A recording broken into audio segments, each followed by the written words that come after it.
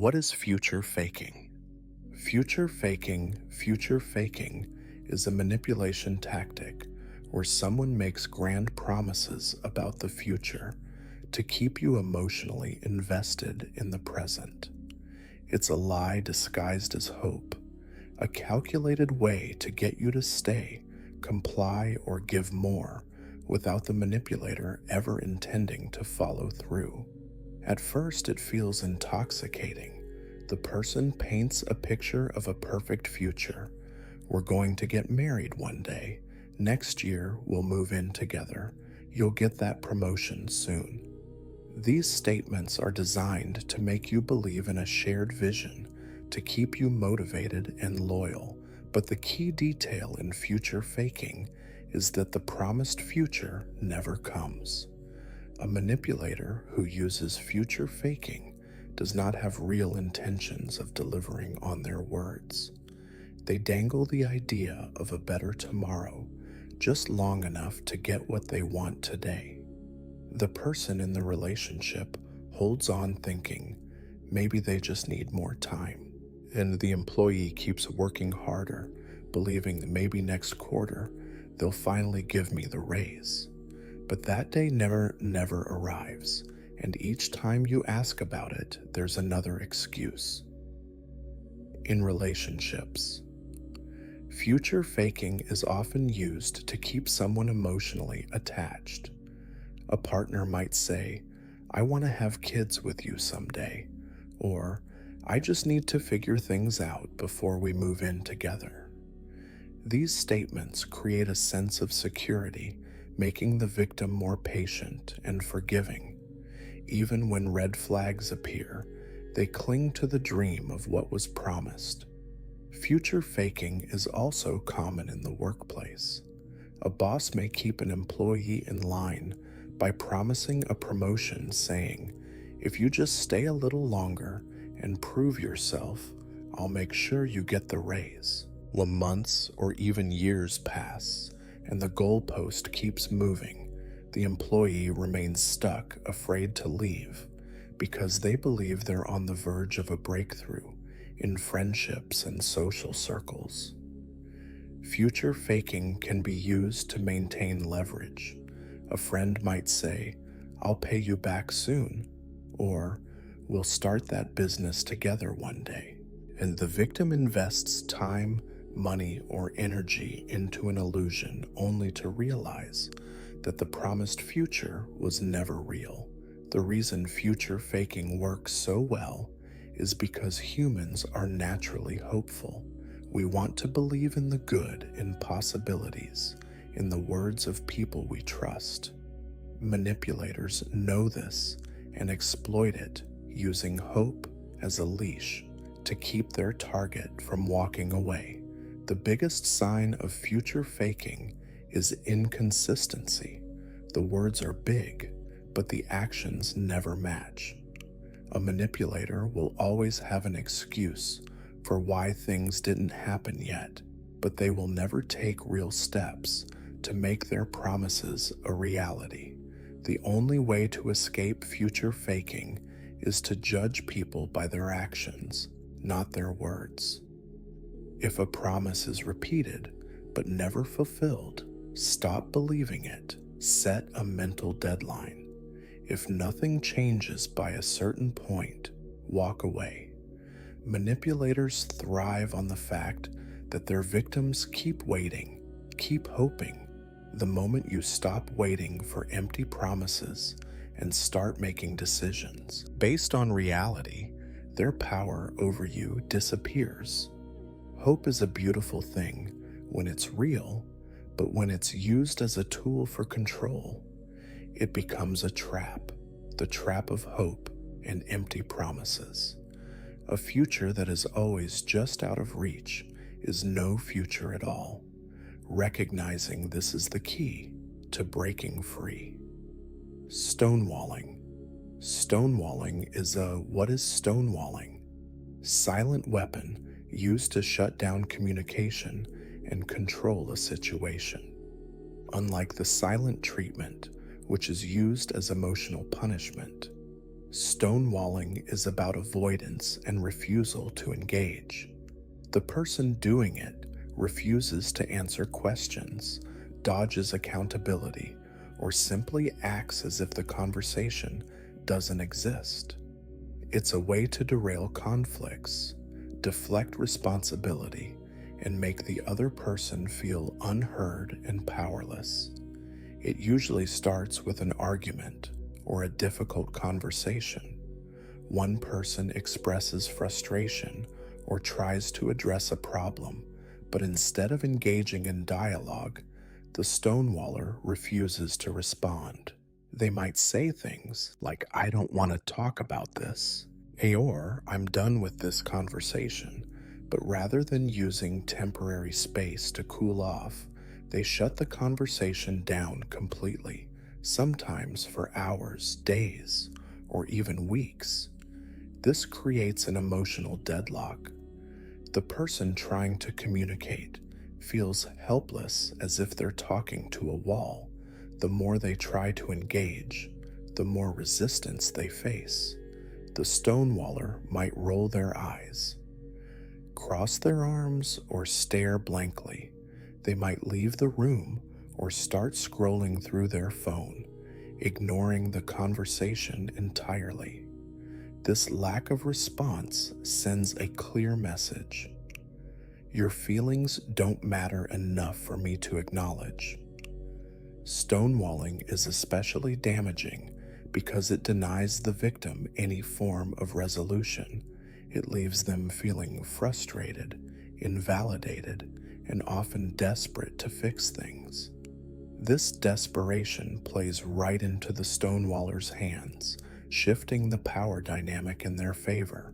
The victims start second-guessing themselves, wondering if they are overreacting or being too pushy. They may begin apologizing for simply wanting to talk, reinforcing the stonewaller's control.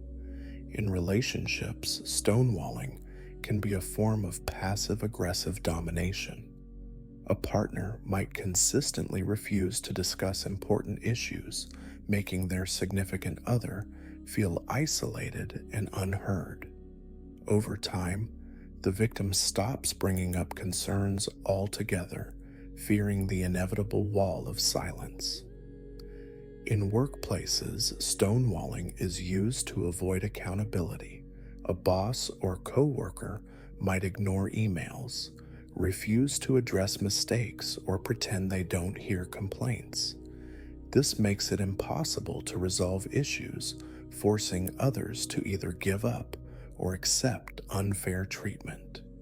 In families, stonewalling can be a tool for manipulation. A parent may refuse to speak to their child after a disagreement, making the child feel abandoned and anxious. A sibling might ignore messages to avoid responsibility for their actions. In each case, stonewalling creates an emotional power struggle where the victim is left grasping for any form of acknowledgement. The psychological toll of stonewalling. The psychological effects of stonewalling can be severe. It can cause anxiety, self-doubt, and emotional exhaustion. Victims often internalize feelings of rejection, believing they are unworthy of attention or resolution. In long-term relationships, persistent stonewalling can lead to emotional detachment, where the victim no longer bothers trying to communicate, leading to deep resentment and emotional decay. The only way to combat stonewalling is to recognize it for what it is: emotional manipulation. The more someone chases a stonewaller for a response, the more power the stonewaller gains. Instead of begging for engagement, victims must set boundaries. If someone refuses to communicate, the best response is to stop engaging and focus on one's own emotional well-being. If a relationship is built on constant stonewalling, it may be time to reconsider if it's a healthy space to remain in. Communication is the foundation of any healthy relationship. When one person builds a wall instead of a bridge, they are not just avoiding a conversation, they are denying the other person their basic right to be heard. Gaslighting is one of the most insidious, understanding, gaslighting forms of psychological manipulation. It isn't just about lying or twisting facts. It's about systematically dismantling someone's ability to trust their own mind.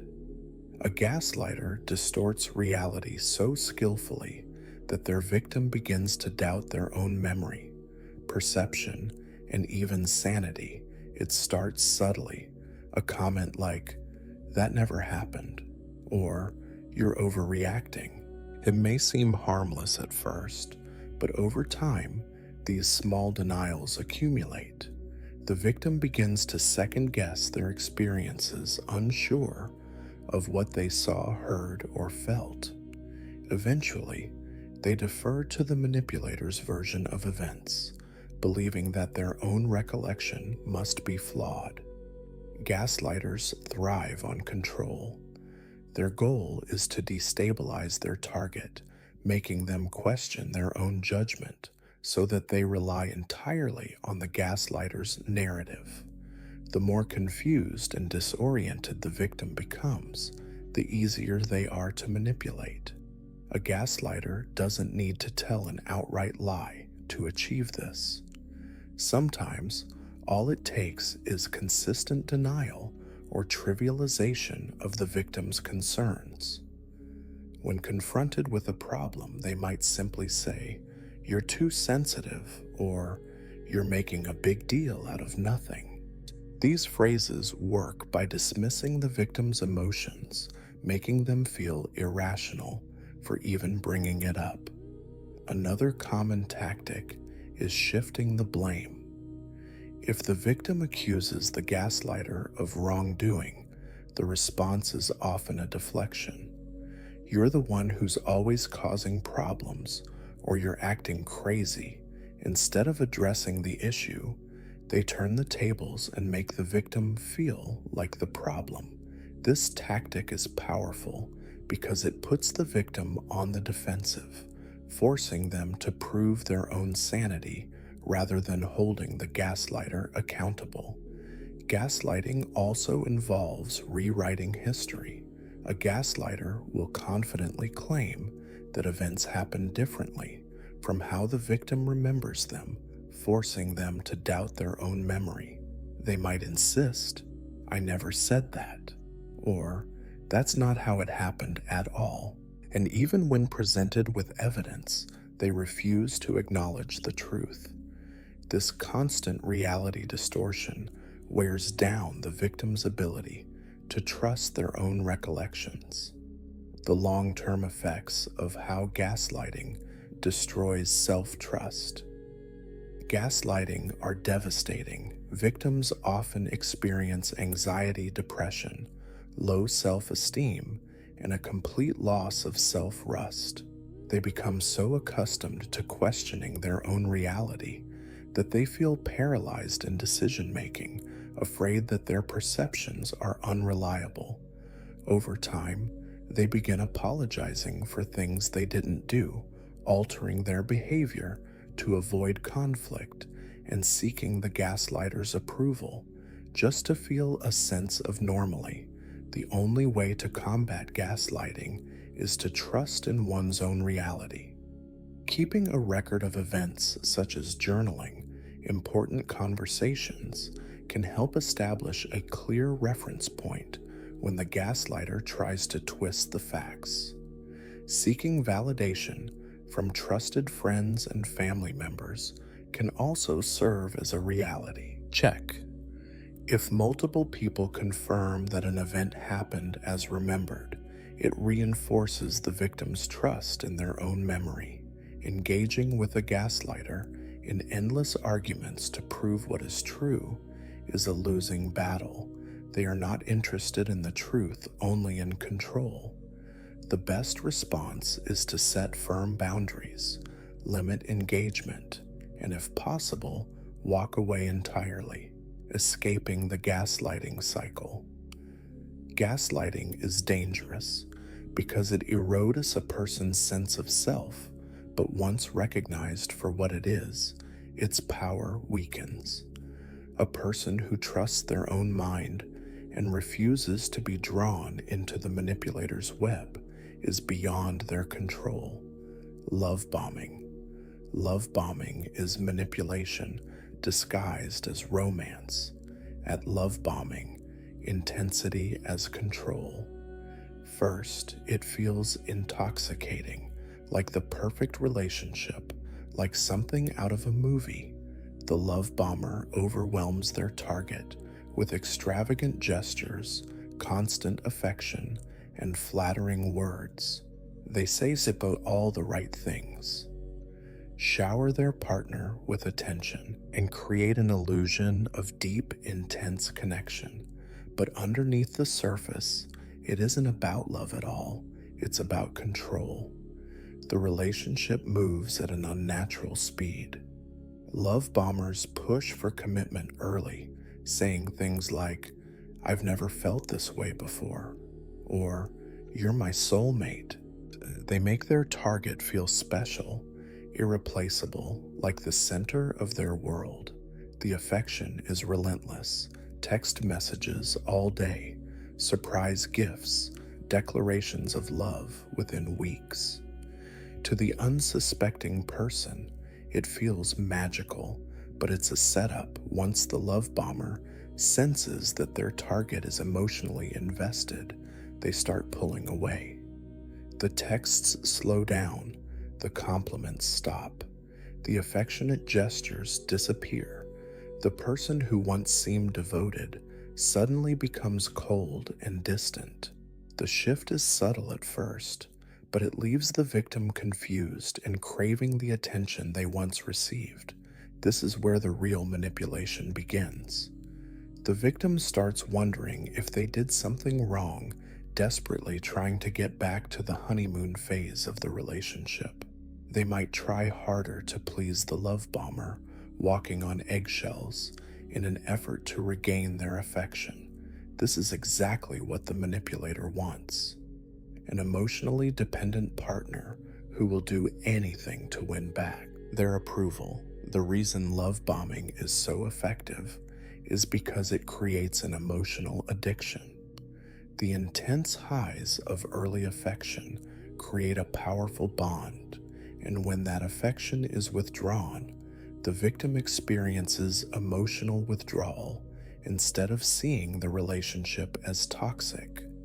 They hold on to the memory of how good it used to be, believing that if emotional addiction and the love bombing cycle, they just try hard enough, they can bring back that version of their partner. Love bombing is not about love. It's about creating dependency. The manipulator conditions their target to accept mistreatment in exchange for occasional bursts of affection. The cycle keeps repeating. Moments of coldness are followed by brief returns to warmth, reinforcing the emotional addiction. The victim never knows what version of their partner they'll get, and this unpredictability keeps them trapped. The only way to escape love bombing is to recognize the pattern before getting pulled in too deep reel. Love builds gradually, not in an overwhelming flood. Any relationship that moves too fast or deep commitments are expected early on should be approached with caution. A healthy partner respects boundaries and doesn't react with guilt or anger when the pace is slowed down. Consistency is another key indicator. If someone's affection dramatically fluctuates between extreme adoration and cold detachment, it's a sign of emotional manipulation, not genuine love. Seeking, breaking free from love. Bombing. Input from trusted friends and family can also help break the spell. Those outside the relationship can often see red flags more clearly than the person caught in the emotional whirlwind. Love bombers rely on their targets feeling isolated and dependent, so staying grounded in outside perspectives can be a lifeline. Love bombing is dangerous because it conditions people to accept mistreatment in exchange for temporary affection, but once the illusion is broken, its power fades. Love should be steady, secure, and real, not a manipulation game designed to keep someone trapped in emotional chaos. Guilt tripping. Guilt tripping is one of the guilt tripping, manipulation through empathy, most effective manipulation tactics because it exploits a person's natural sense of empathy and responsibility. It's a psychological trap where the manipulator makes someone feel guilty for something they shouldn't feel guilty about by making the victim feel selfish, ungrateful, or neglectful. The guilt tripper ensures they get what they want without directly asking for it. It starts subtly, a simple sigh, a disappointed look, or a passive-aggressive comment, like, "I guess I'll just do it myself." It can be enough to trigger feelings of guilt in the target. The manipulator never explicitly states their demand. Instead, they let their victim come to the conclusion themselves that they need to make it up to the guilt tripper. Over time, this conditioning makes the victim feel like they're constantly failing the manipulator even when they've done nothing wrong. A guilt tripper will often use past favors as leverage. If they once helped their victim in some way, they will continuously remind them of it, making the victim feel obligated to repay the debt, whether it's reasonable or not. They might say things like, "After everything I've done for you, this is how you treat me," or "I can't believe you'd say no after all the sacrifices I've made." These statements are designed to make the victim feel selfish even if their refusal is completely justified. Another common guilt-tripping tactic is playing the victim. The manipulator exaggerates their suffering, making it seem as if their life is harder than anyone else's. They highlight their struggles while downplaying the struggles of others, reinforcing the idea that their pain is more important. They might say, "You have no idea how much I go through, and now you're making it worse." The victim, not wanting to appear insensitive, feels pressured to give in. Guilt tripping can also appear in family dynamics. A parent might say, "If you really loved me, you would call me more often." A partner might say, "If you cared about this relationship, you wouldn't act this way." These statements create a false equivalence between love and obedience, making the victim feel as if asserting their own needs means betraying the person they care about. Over time, repeated guilt tripping can cause severe emotional distress. The victim starts prioritizing the manipulator's happiness over their own well-being, afraid of being labeled as ungrateful, selfish, or unloving. They become accustomed to suppressing their own needs just to avoid the crushing weight of guilt. Recognizing and resisting guilt. Tripping, breaking free from guilt. Tripping requires recognizing the pattern and understanding that guilt is being used as a weapon. Just because someone makes you feel guilty does not mean you have done something wrong. It is essential to set boundaries and not let emotional manipulation dictate decisions. Responses like, "I understand you're upset, but I'm not responsible for your emotions," or "I appreciate what you've done for me, but that doesn't mean I owe you everything," that can help disarm the guilt tripper. Ultimately, guilt tripping works by taking advantage of a person's kindness. The best defense is self-awareness, knowing when guilt is legitimate and when it is being used as a tool for control. Genuine relationships are built on open communication and respect, not on manipulating others into compliance through guilt. Triangulation. Triangulation is a deeply manipulative triangulation, dividing to control, tactic that involves bringing a third person into a conflict to create insecurity, jealousy, or division. The manipulator uses this third party, either real or imagined, to gain control over the victim, keep them off balance, and maintain dominance in a relationship. This tactic is particularly common in toxic romantic relationships, dysfunctional family dynamics, and toxic workplace environments. A triangulator thrives on comparison. They might say something like, "Unlike you, Sarah really understands me," or "John never gave me this much trouble." And the purpose of these statements is to make the victim feel inadequate and compete for the manipulator's approval by creating the illusion that someone else is doing a better job.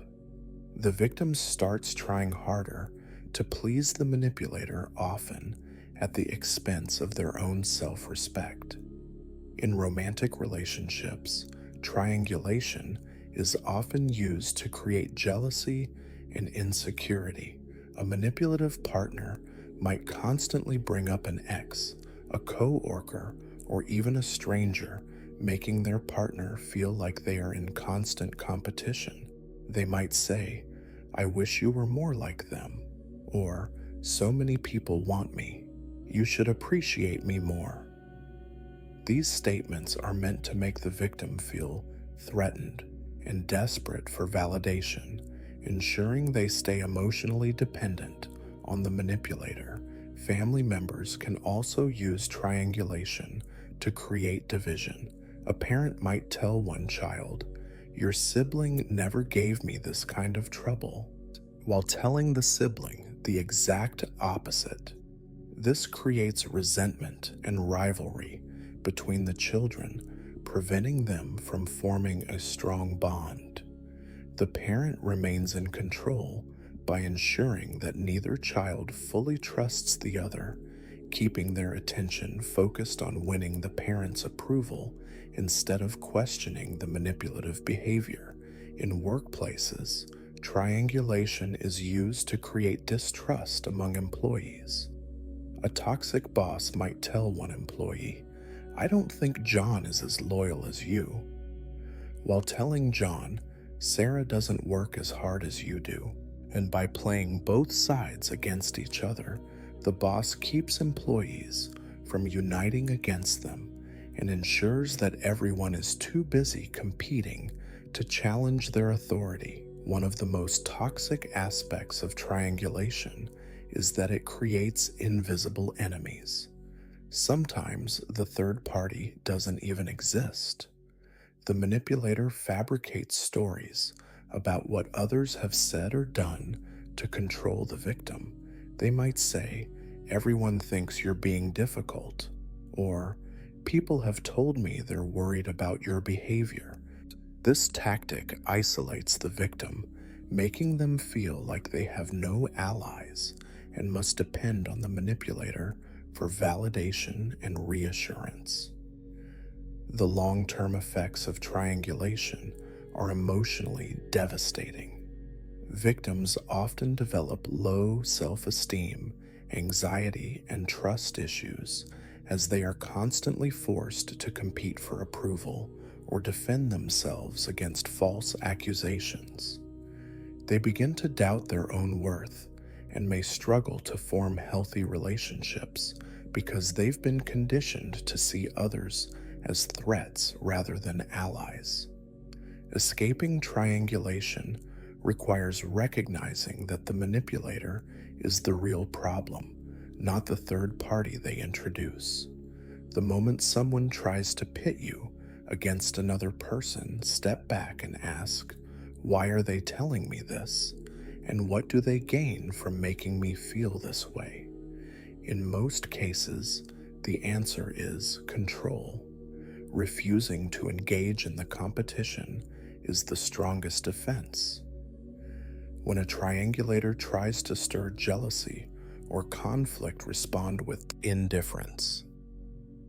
If a how to shut down triangulation partner says, "So many people want me," instead of reacting with insecurity, reply with, "Then go be with them."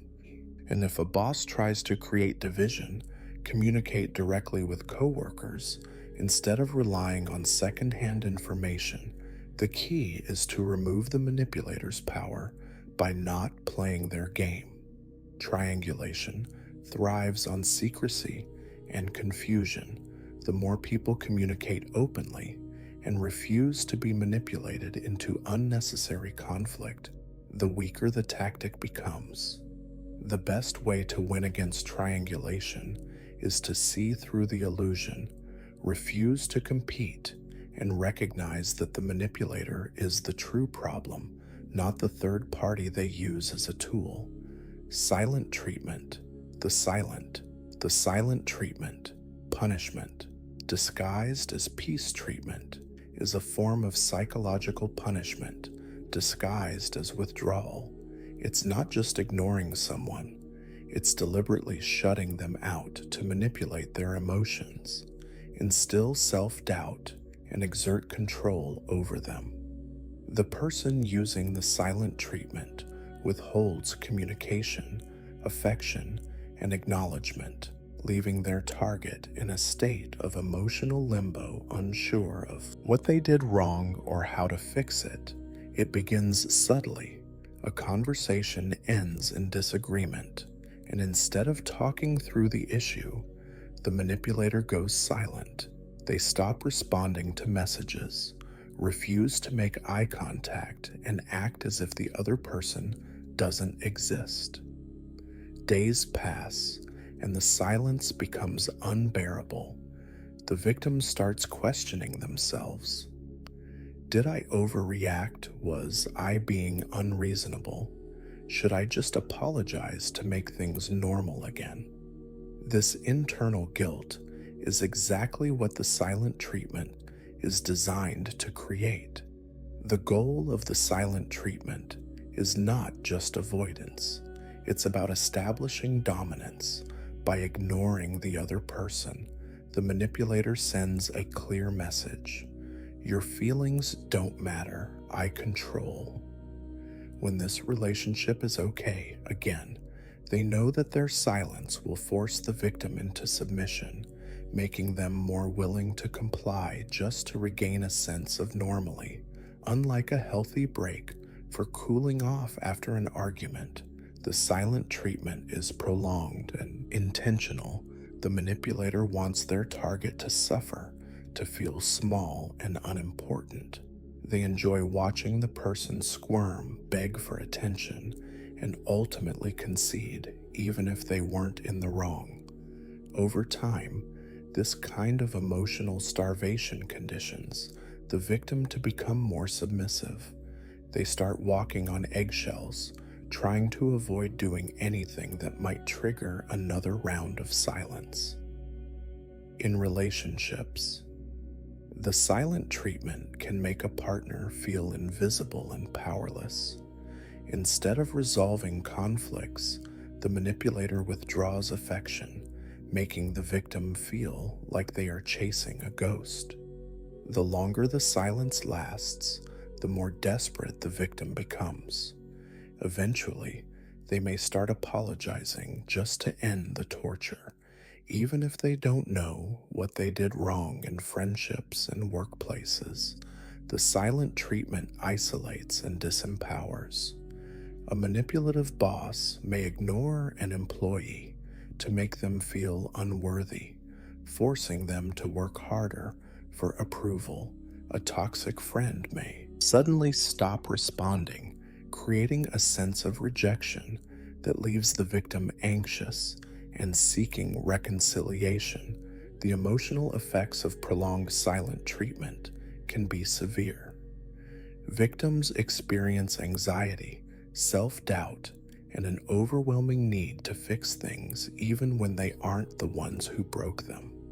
Over time, this damages their self-esteem, making them feel unworthy of responding to emotional starvation, attention, or respect. The only way to fight back is to recognize the silent treatment for what it is: manipulation. Instead of chasing the manipulator for answers, victims must shift their mindset. If someone is using silence as a weapon, the best response is indifference. Refusing to react to the silence takes away the manipulator's power. Seeking validation from others and setting firm boundaries can also prevent future emotional blackmail. Silence is supposed to be peaceful, not punishing. Healthy people communicate when they're upset. Those who weaponize silence do so to control, not to heal. Once you understand this, their power over you disappears. Shifting the blame. How manipulators avoid accountability. Blame. Shifting the blame is one of the most common and effective manipulation tactics.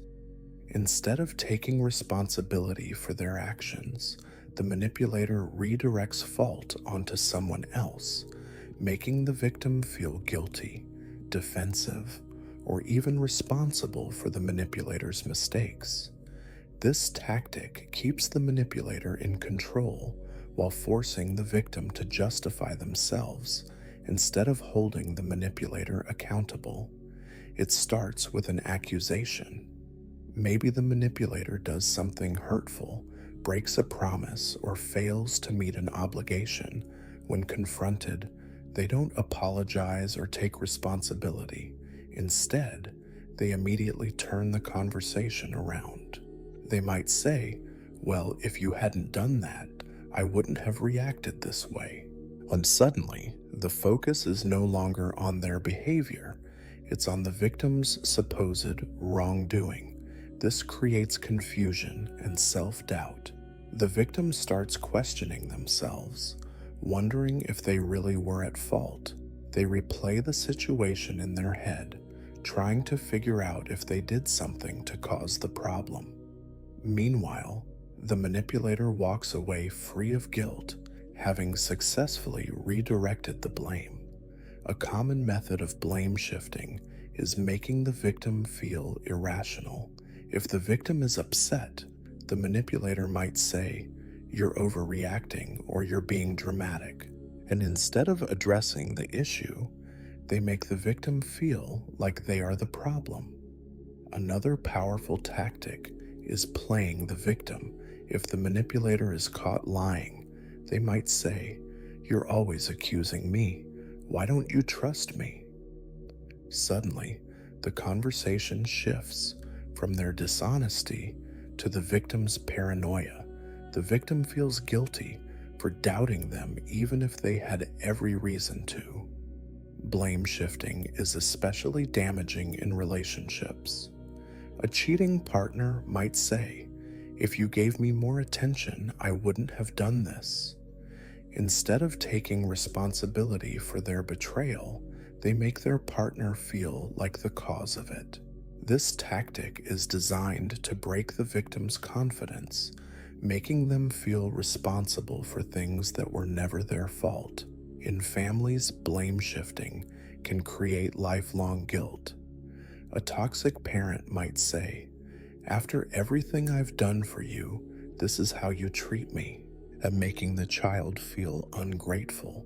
Instead of recognizing the parent's manipulative behavior, a sibling might avoid consequences by saying, "Mom and Dad always favor you anyway," making the responsible sibling feel guilty for holding them accountable. In the workplace, blame shifting is a survival mechanism for toxic coworkers and bosses. A supervisor who misses a deadline might say, "If my team worked harder, this wouldn't have happened." A coworker who makes a mistake might say, "You should have reminded me." And instead of owning their failures, they push the burden onto others, keeping themselves in the clear while others scramble to defend themselves. The reason blame shifting is so effective is because it preys on the victim's sense of fairness. Most people don't want to be seen as unreasonable, overly sensitive, or accusatory. The manipulator uses this to their advantage, knowing that if they twist the situation just enough, the victim will back down or even take on the blame themselves. The best way to counter blame shifting is to stay focused on the original issue. If a manipulator tries to redirect the conversation, bring it back. We're not talking about me right now. We're talking about what you did. Refuse to be pulled into defending yourself when the real issue is their actions. Recognizing this tactic is stop accepting. Misplaced guilt, crucial, because the moment you stop accepting misplaced guilt, the manipulator loses their power. They rely on their victim's willingness to take responsibility for things they shouldn't. But once the victim stops playing the game, the blame no longer sticks. Blame shifting is not just about avoiding responsibility, it's about keeping control. The moment you refuse to accept responsibility for someone else's actions is the moment they lose their grip on you. Accountability should never be a one-sided burden. Playing the victim is a psychological playing the victim, turning accountability into sympathy. Manipulation tactic, where the manipulator twists reality to make themselves appear as the helpless or innocent party even when they are the ones causing harm. This tactic is used to deflect blame, evade responsibility, and gain sympathy from others. The goal is simple: to make others feel sorry for them so they can avoid consequences, control situations, or guilt people into compliance. It often begins when the manipulator is confronted about their actions. Instead of addressing the issue, they immediately shift the focus to their own supposed suffering. They might say things like, "You're always attacking me. I can't believe you're treating me this way." Or, "I guess I'm just the bad guy." And by framing themselves as the victim, they divert attention away from their behavior and onto how unfairly they are being treated. This tactic works because most people don't want to feel like they are being cruel or unreasonable. The moment someone starts crying, acting hurt, or claiming they are misunderstood, the dynamic shifts. The person confronting them begins second-guessing themselves, wondering if they were too harsh or if they should apologize. This self-doubt is exactly what the manipulator wants. Instead of holding them accountable, the victim now becomes the one trying to comfort them. One of the most toxic aspects of playing the victim is exaggeration and distortion.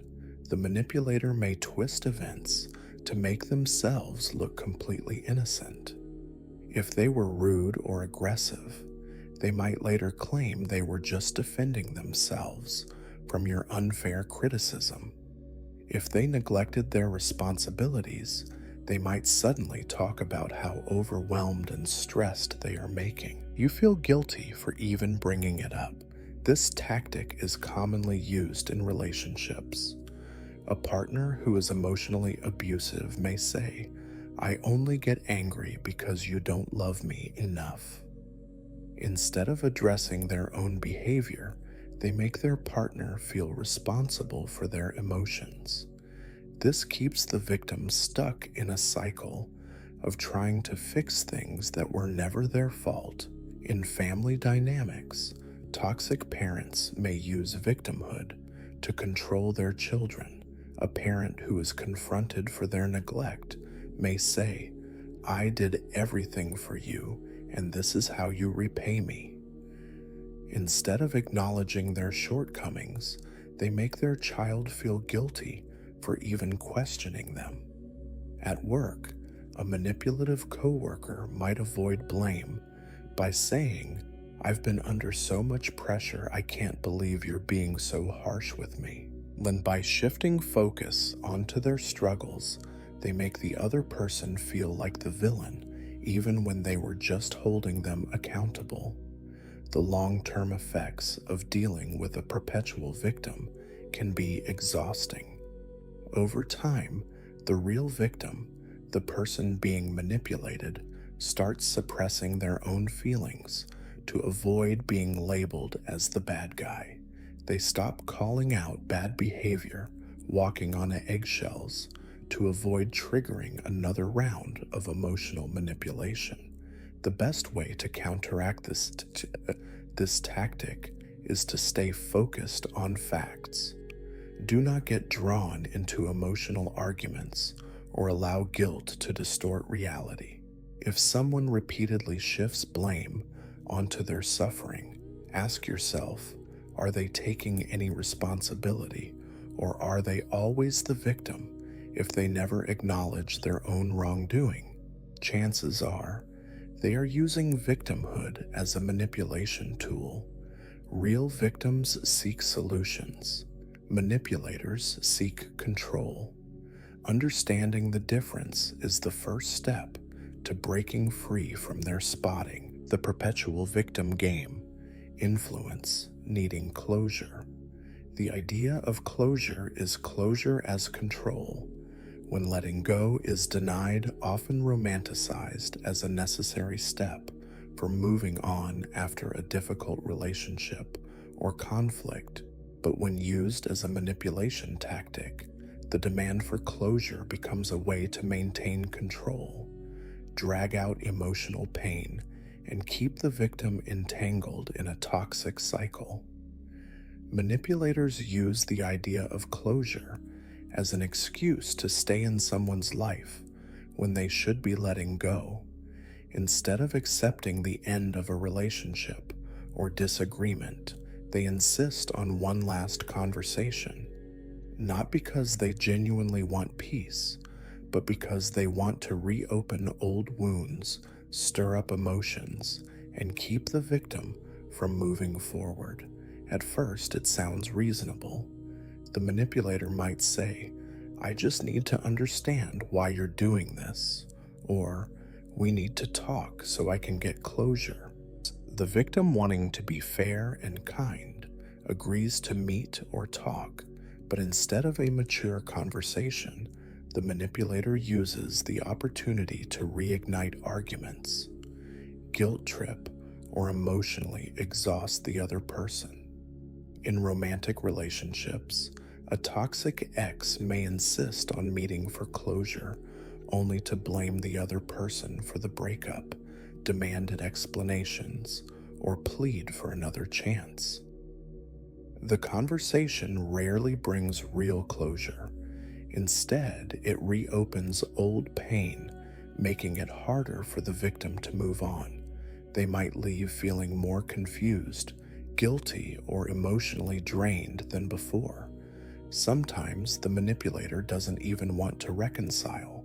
They just don't want their victim to heal. By demanding closure, they insert themselves back into the victim's thoughts, ensuring that they remain emotionally unsettled. Even if they have no intention of changing or making things right, they still want the ability to pull the victim back in when it suits them. In family dynamics, toxic relatives may demand closure to keep a victim emotionally tethered.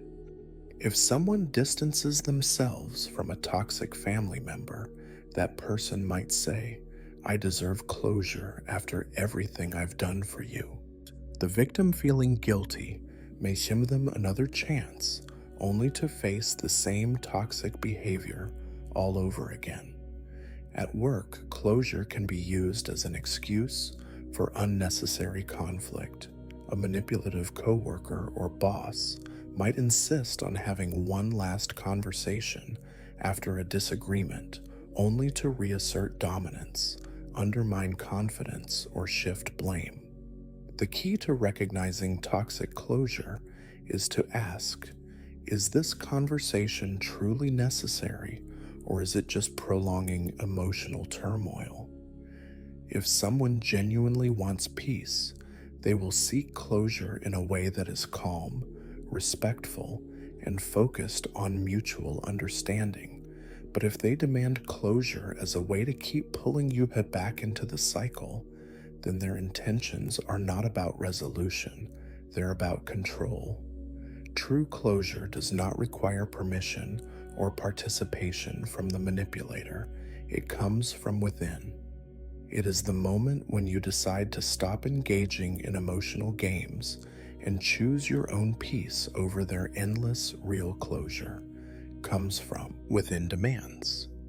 The best way to handle someone weaponizing closure is to refuse to give them another opportunity to manipulate your emotions. Closure is not something you owe to someone who has already shown they don't respect you. If someone truly cared about closure, they would have respected you when it mattered, not just when it was convenient for them to keep you within their reach. The most powerful thing you can do is walk away, knowing that real closure is found in moving forward, not looking back. Projection is a projection accusing you of what they're doing. Psychological manipulation tactic, where someone accuses another person of the very flaws, mistakes, or negative behaviors they are guilty of themselves. Instead of accepting responsibility for their actions, the manipulator shifts the blame onto their victim, making them feel as though they are the problem. This tactic is designed to confuse, disorient, and make the victim doubt themselves while allowing the manipulator to avoid accountability. It usually happens when the manipulator feels threatened. Instead of admitting their own faults, they turn the tables. If they lie often, they accuse others of being dishonest. If they are controlling, they claim you are the one trying to manipulate them. If they cheat in a relationship, they constantly question your loyalty. The irony is that the accusations often reveal exactly what the manipulator is hiding. Projection works by forcing the victim onto the defensive. Instead of holding the manipulator accountable, the victim now feels the need to prove they are not guilty of what they've been accused of. This shifts the focus away from the manipulator's behavior and onto the victim's emotional reaction. The victim might start questioning themselves, thinking, am I actually the one who's wrong here? This self-doubt keeps them distracted while the manipulator continues their behavior unchecked. In relationships, projection is commonly used to maintain control. A toxic partner who is emotionally abusive may accuse their partner of being too sensitive or too dramatic. Even when the victim is simply reacting to mistreatment, the abuser avoids accountability by convincing their partner that they are the problem in friendships. A manipulative person may say things like, "You're always so negative," and when they are the ones who constantly criticize and complain by projecting their negativity onto someone else, they avoid taking responsibility for their own toxic energy. In workplaces, projection is often used to cover incompetence. A lazy coworker who misses deadlines might accuse others of not pulling their weight. A boss who micromanages may claim an employee lacks initiative, even though the boss is the one stifling their independence. One of the most extreme forms of projection is when an abuser claims to be the victim, A narcissist who has belittled their partner for years might say, "You're emotionally abusive. Look at how you're treating me." And this tactic is designed to not only shift blame, but also to manipulate outsiders into seeing the victim as the aggressor. The best way to counter projection is to stay grounded in reality instead of immediately defending yourself. Step back and ask, is this accusation actually true, or is it a reflection of their own behavior? Keeping a record of interactions can also help you see patterns. If someone consistently accuses you of things that don't align with your character but match their own actions, you are likely dealing with projection. The power of projection lies in its ability to create confusion and self-doubt. The moment you recognize it for what it is, its effect. Diffuse projection by trusting. Reality weakens you. No longer need to prove yourself to someone who is simply using accusations as a tool to avoid facing their own flaws. Instead of defending against their false claims, focus on holding them accountable for their actual behavior. Feigning helplessness. Feigning helplessness is a covert, feigning helplessness, the burden shift manipulation tactic, where someone pretends to be incapable, overwhelmed, or in need of constant assistance to get others to do things for them. It's not genuine vulnerability or real need. It's a calculated strategy to avoid responsibility, gain sympathy, and exert control over those who feel obligated to help. This tactic is often used in relationships, workplaces, and even family dynamics. The manipulator acts as if they just can't do it on their own, forcing others to pick up the slack. They might say, "I don't know how to do this. I'm just so bad at this kind of thing." Or, "Can you handle it? I'd probably mess it up." The goal is not to learn or improve, but to make someone else step in and take over. In relationships, feigning helplessness is often used to avoid responsibility. A manipulative partner might act as though they are incapable of handling basic tasks, forcing their significant other to do all the work. They may conveniently forget to pay bills, struggle with basic chores, or claim they don't know how to make decisions. Over time, their partner takes on an increasing burden while the manipulator enjoys a life free from effort. In families, this tactic is frequently seen in toxic parent-child relationships. A parent may say things like, "I just can't handle life without you," or "I don't know what I'd do if you weren't here to take care of me." This makes the child feel responsible for their parents' well-being, trapping them in an unhealthy caretaker role.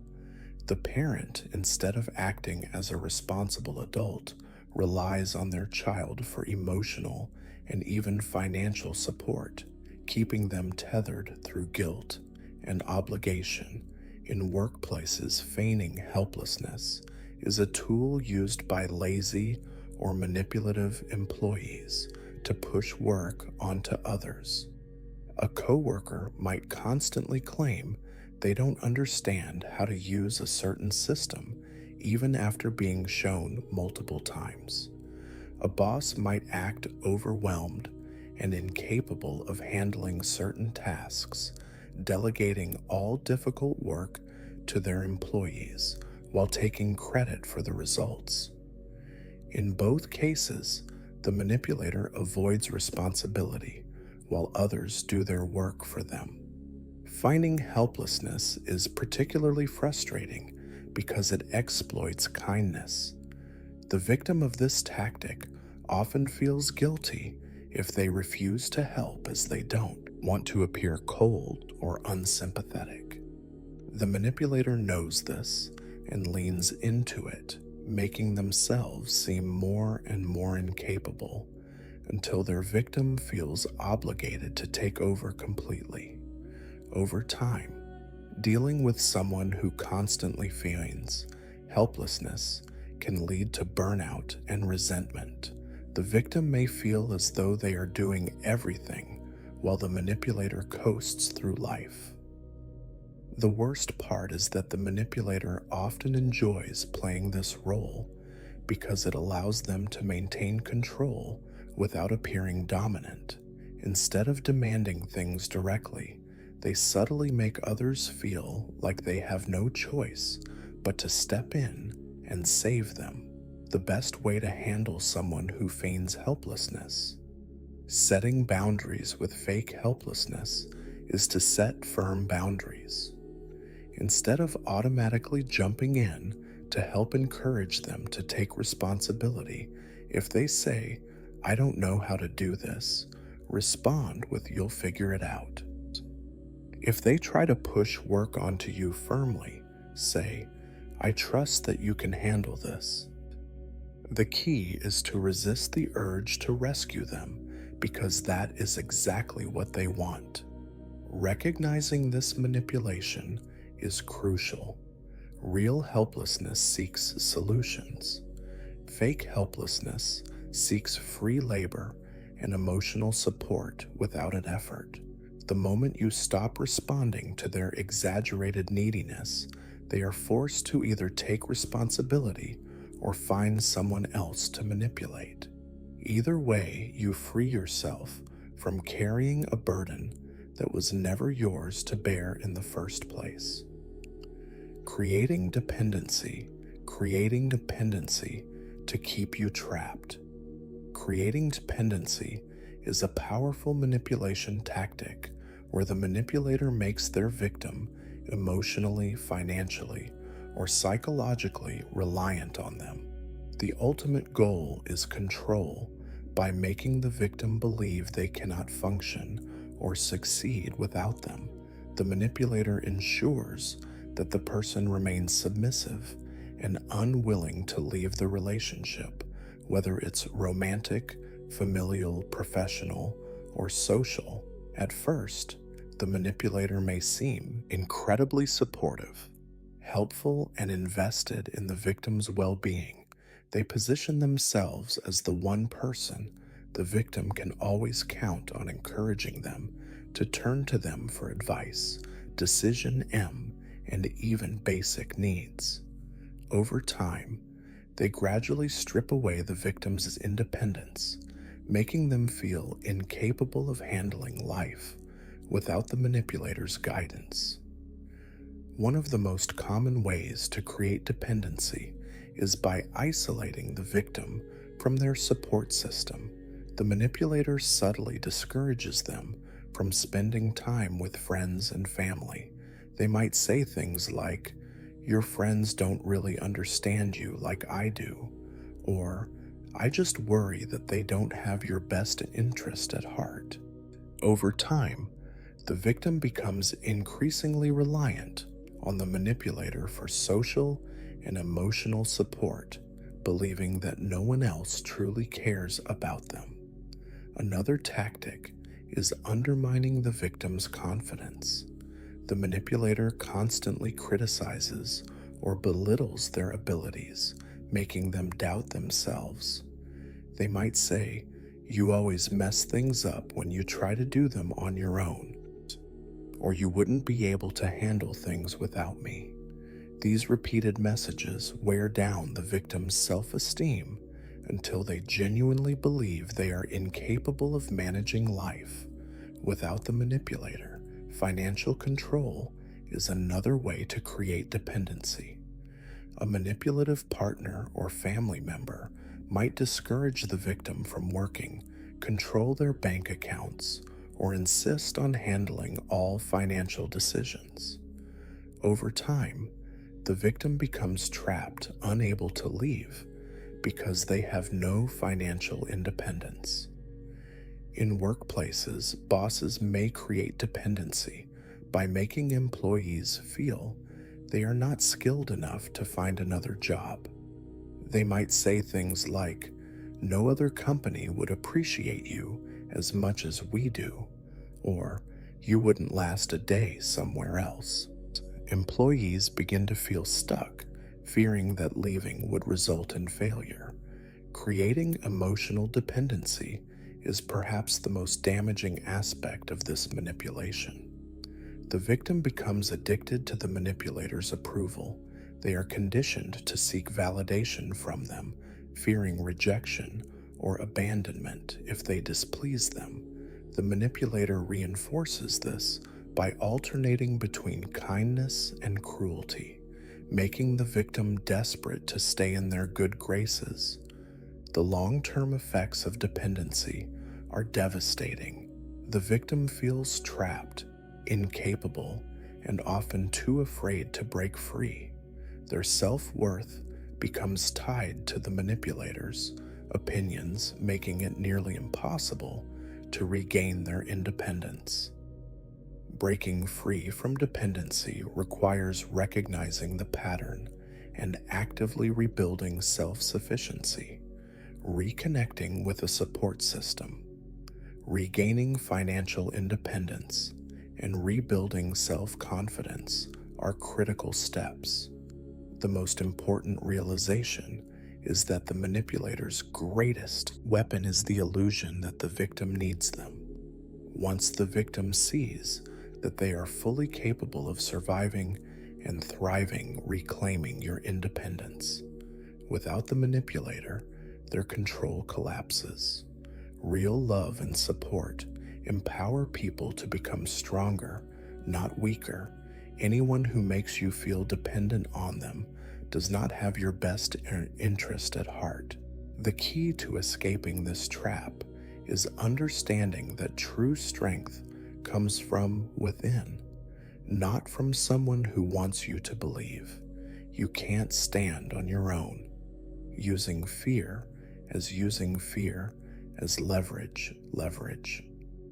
Fear is one of the strongest human emotions, and manipulators know exactly how to use it to their advantage. When someone uses fear as leverage, they create an environment where the victim feels too afraid to challenge them, leave them, or stand up for themselves. This tactic is used in relationships, families, workplaces, and even politics, keeping people trapped in a cycle of obedience and submission. Fear-based manipulation doesn't always involve outright threats. Sometimes it is subtle and psychological. The manipulator instills fear by making the victim believe that leaving speaking up or making independent choices will result in terrible consequences. One of the most common fear tactics is fear of abandonment. A manipulative partner may say things like, "If you leave me, you'll never find anyone else who loves you."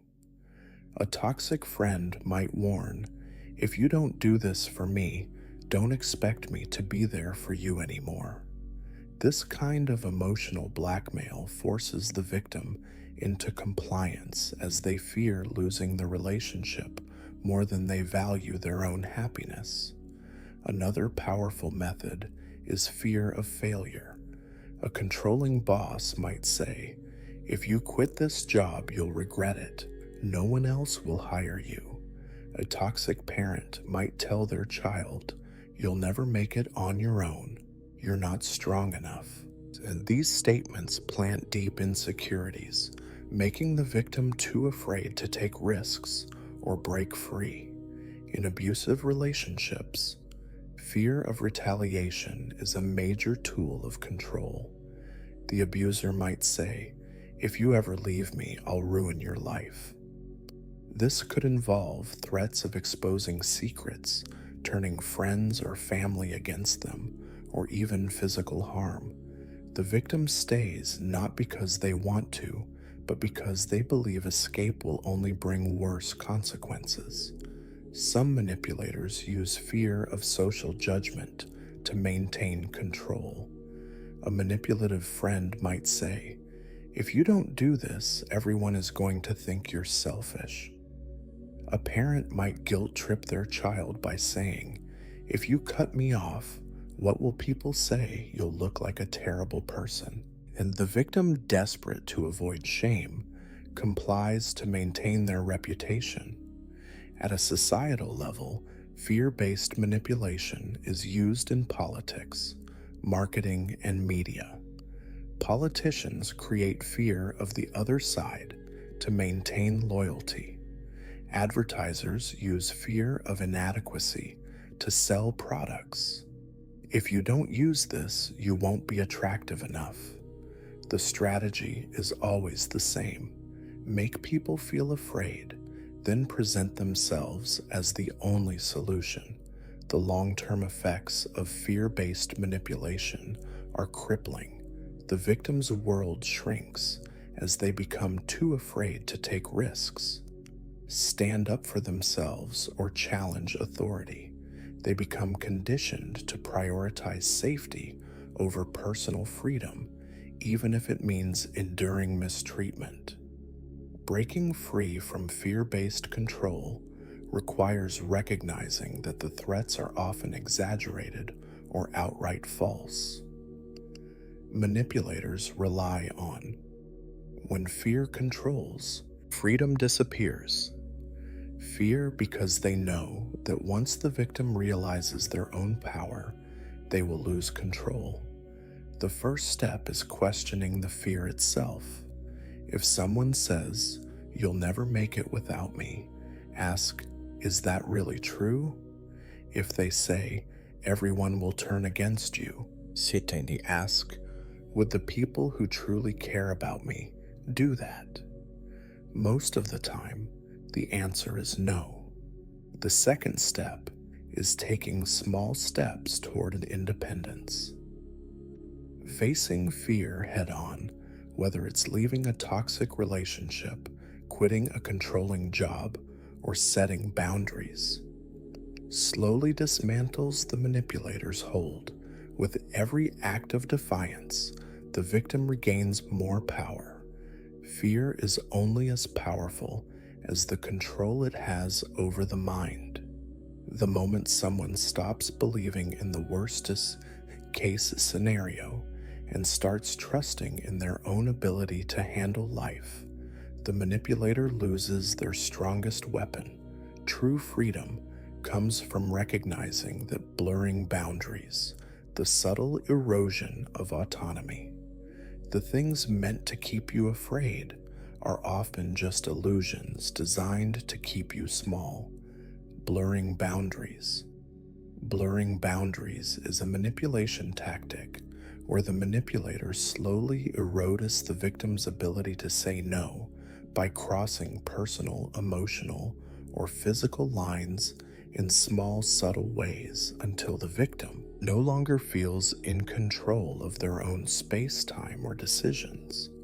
The goal is to weaken the victim's sense of autonomy so they become more accommodating, compliant, and easier to manipulate without even realizing it. It often starts with seemingly harmless behavior. A friend might show up unannounced at your home. A partner might insist on reading your messages just to build trust. A boss might ask you to stay late, just this once. Individually, these acts don't seem like a big deal, but over time, as they become more frequent, the victim begins to feel as though their comfort, privacy, or personal space is not their own. One of the most common ways manipulators blur boundaries is by making the victim feel guilty for having limits. If the victim tries to set a boundary, the manipulator will push back with statements like, "Why are you being so difficult?" or "You used to be more flexible." What changed? They frame boundaries as selfish, unreasonable, or unnecessary, making the victim feel bad for asserting them. In relationships, blurred boundaries can be disguised as closeness or intimacy. A manipulative partner might say, We shouldn't have any secrets from each other. As an excuse to invade privacy, they might demand constant availability, ignoring personal space or alone time. Slowly, the victim's individuality dissolves, replaced by an expectation that they exist primarily for the manipulator's needs. At work, boundary blurring is often disguised as dedication. A boss might expect employees to be available at all hours, discouraging them from setting limits between work and personal life. If an employee resists, they might hear, "We all have to make sacrifices for the company," and making them feel guilty for wanting a healthy work-life balance. In friendships and families, blurred boundaries often appear in the form of emotional dumping. A manipulative friend or family member may constantly offload their problems without regard for the victim's time or emotional capacity. They demand constant support, but offer none in return, creating a one-sided dynamic where the victim feels obligated to be available at all times.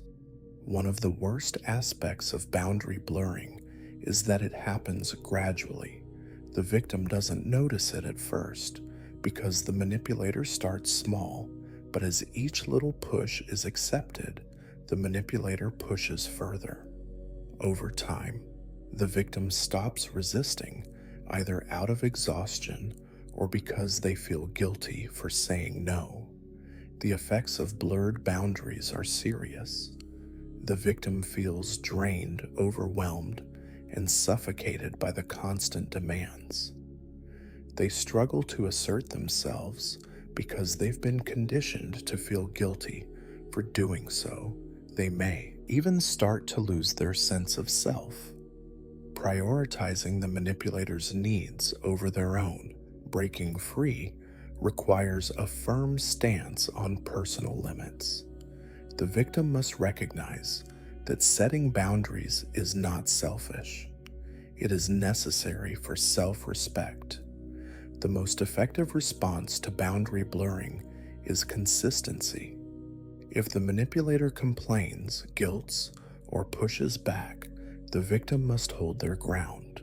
A simple, firm response like, "I am not comfortable with that," or "that doesn't work for me," shuts down manipulation attempts. The key to how to hold your ground, protecting boundaries, is understanding that a person who truly respects you will respect your limits. A manipulator, on the other hand, will always test them. The moment you stop feeling guilty for saying no is the moment you take back control. False ultimatums. False ultimatums are a high pressure. False ultimatums, coercion in disguise. Manipulation tactic where the manipulator presents two extreme choices, forcing the victim into making a rushed or emotionally driven decision. The choices are almost always unfair, exaggerated, or misleading, designed to make the victim feel like they have no reasonable alternative except to comply with the manipulator's demands. Ultimatums are supposed to be serious boundary setting, tools used in situations where clear consequences are necessary. But manipulators use false ultimatums not to establish fair limits, but to control, threaten, or guilt trip others into submission. A common example in relationships is the phrase, "If you really loved me, you'd do this." This is not a genuine request. It's an emotional weapon designed to make the victim feel like refusing means they are uncaring or disloyal. The manipulator frames their demand as a test of love, forcing the victim into a no-win situation. Either they comply and feel controlled, or they refuse and feel guilty. Another common form of false ultimatum is the "it's either me or them." Demand a toxic partner or friend may say, "If you stay friends with that person, we're done," or "If you don't cut them off, I'll leave," instead of allowing the victim to make their own choices. The manipulator uses the threat of loss to coerce obedience. In workplaces, false ultimatums can take the form of exaggerated consequences.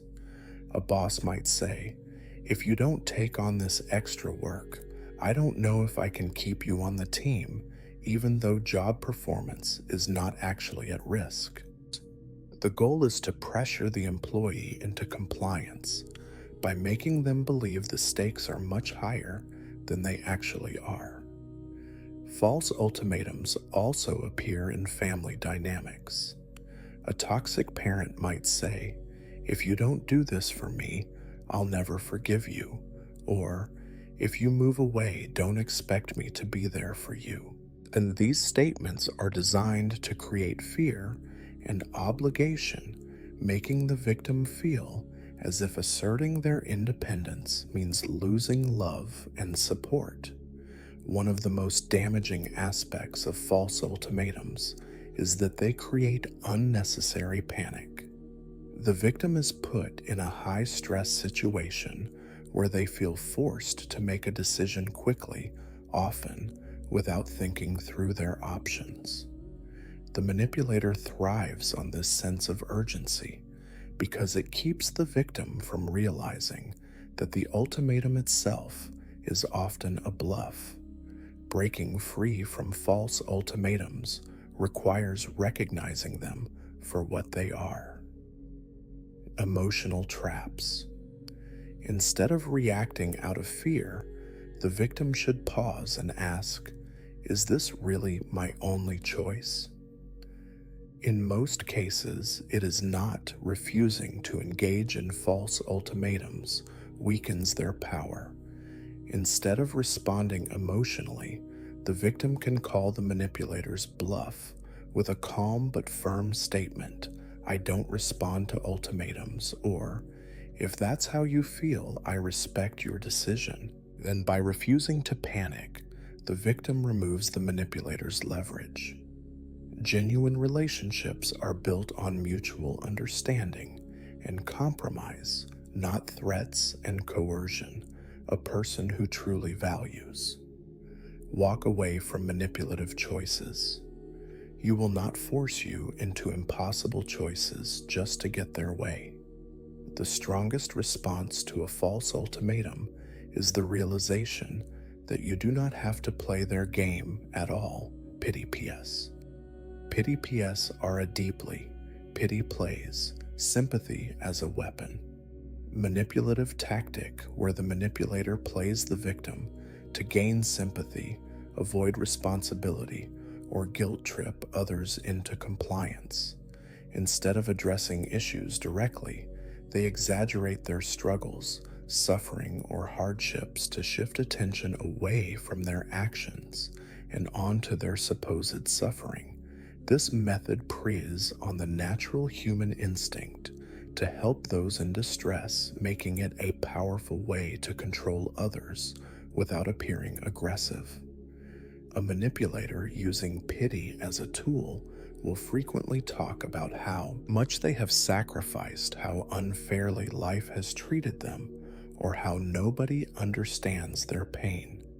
They will tell long, emotionally charged stories about how they've been wronged, often leaving out key details that might show their own role in the situation. If confronted about bad behavior, they might say, "I've been through so much already. Why are you attacking me?" Suddenly, the focus shifts from their wrongdoing to their supposed suffering. The person calling them out now feels guilty, backing down, or even apologizing for confronting them in the first place. Pity PS are common in relationships. A toxic partner who has hurt their significant other may avoid accountability by saying, "I've been dealing with so much stress, I just need you to be there for me." Instead of apologizing, They make themselves look like the one in need of support. The victim wanting to be kind lets their own hurt feelings go unaddressed in family dynamics. A parent might use pity to maintain control. If their child sets boundaries or distances themselves, they might say, "After everything I've done for you, you're abandoning me." And this kind of guilt tripping forces the child to reconsider their decision, even if it was made for their own well-being. At work, a manipulative coworker might avoid responsibility by saying, "I'm under so much pressure right now. Can you just handle this for me?" They never take responsibility for their tasks, yet always find ways to make others feel bad for not helping. The most dangerous aspect of pity is that they create a cycle where the victim feels responsible for making the manipulator feel better. Over time, they stop expressing their own needs, believing that doing so would be selfish or insensitive toward the manipulator's supposed suffering. Breaking free from pity-based manipulation requires recognizing when sympathy is being exploited. The key question to ask is this person seeking solutions or just attention? A genuine victim wants help to improve their situation, while a manipulator using pity only wants emotional validation and control. The best response to a pity ploy is to offer solutions instead of emotional reassurance. If someone constantly complains about their struggles but refuses to change their behavior, a simple, "That sounds difficult. What are you going to do about it?" shifts responsibility back onto them. If they resist taking action and instead continue seeking sympathy, it's a clear sign that their suffering is a manipulation tactic, not a real crisis. Spot the difference between help and control. Real struggles deserve compassion, but when someone weaponizes pity to avoid responsibility, the best response is not to fall for it. Boundaries are just as important with those who play the victim as they are with those who act aggressively, going into goading, emotional outbursts. Going someone into an emotional outburst is a manipulation strategy where the manipulator deliberately provokes the victim, pushing them until they snap, then using their reaction against them. This tactic is designed to make the victim look irrational, aggressive, or overly emotional, while the manipulator plays innocent. It's a favorite tool of narcissists, toxic partners, and workplace manipulators because it allows them to maintain power while discrediting their target. It often begins with subtle jabs. The manipulator might make passive-aggressive comments, mock the victim's feelings, or intentionally bring up sensitive topics. If the victim tries to address it calmly, the manipulator dismisses them, saying things like, "You're too sensitive," or "Relax, I was just joking." These small provocations build up over time, making the victim feel unheard, frustrated, and invalidated. When subtle tactics don't work, the manipulator escalates. They might start criticizing in a more direct way, contradicting everything the victim says, or twisting their words to create an argument. The goal is to make the victim feel trapped, exhausted, and overwhelmed until they finally explode. The moment the victim reacts emotionally, raising their voice, crying, or becoming visibly upset, the manipulator immediately switches roles. Suddenly, they are the calm, rational one, shaking their head and saying, "See, this is exactly what I mean. You're crazy." And they may even play the victim, acting like they are being attacked by the victim's outburst, even though they deliberately caused it. This tactic is highly effective in relationships. A toxic partner may subtly belittle their significant other for days or weeks, making them feel unheard and on edge. When the victim finally snaps, the manipulator says, "Wow, look at how you treat me. No wonder we have problems." Now, instead of discussing the manipulator's mistreatment, the victim is left defending themselves, apologizing for their reaction. In workplaces, manipulative bosses or co-workers use this tactic to push people to their breaking point. A boss may keep piling on extra work, dismissing concerns, and making unreasonable demands. When the employee finally protests, the boss acts shocked, saying, "I don't know why you're making such a big deal out of this." And this allows them to frame the employee as difficult, unprofessional, or unstable. In families, a toxic parent or sibling might make cutting remarks, compare the victim to others, or bring up old mistakes. The moment the victim reacts emotionally, they are labeled as dramatic or disrespectful. Meanwhile, the manipulator pretends to be calm and mature, reinforcing the idea that the victim is the problem. The long-term effects of this tactic are devastating. Victims begin to doubt themselves, wondering if they are actually too emotional or unstable. They become hyper-aware of their reactions, suppressing emotions to avoid being proven wrong. Over time, this self-doubt erodes confidence and makes the victim more susceptible to further manipulation. Breaking free from this cycle requires emotional control, not for the manipulator's sake, but for your own power. When a manipulator tries to provoke you, the best response is detachment. Instead of reacting, maintain composure and refuse to engage emotionally. A simple, "I see what you're doing and I'm not playing this game," is enough to shut them down. Another effective strategy is mirroring their calmness. If they act composed while trying to provoke you, match their tone. Respond with short, neutral statements like "interesting perspective" or "I hear you."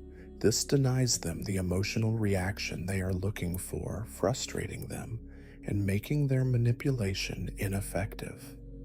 Most importantly, remember your reaction is their ammunition.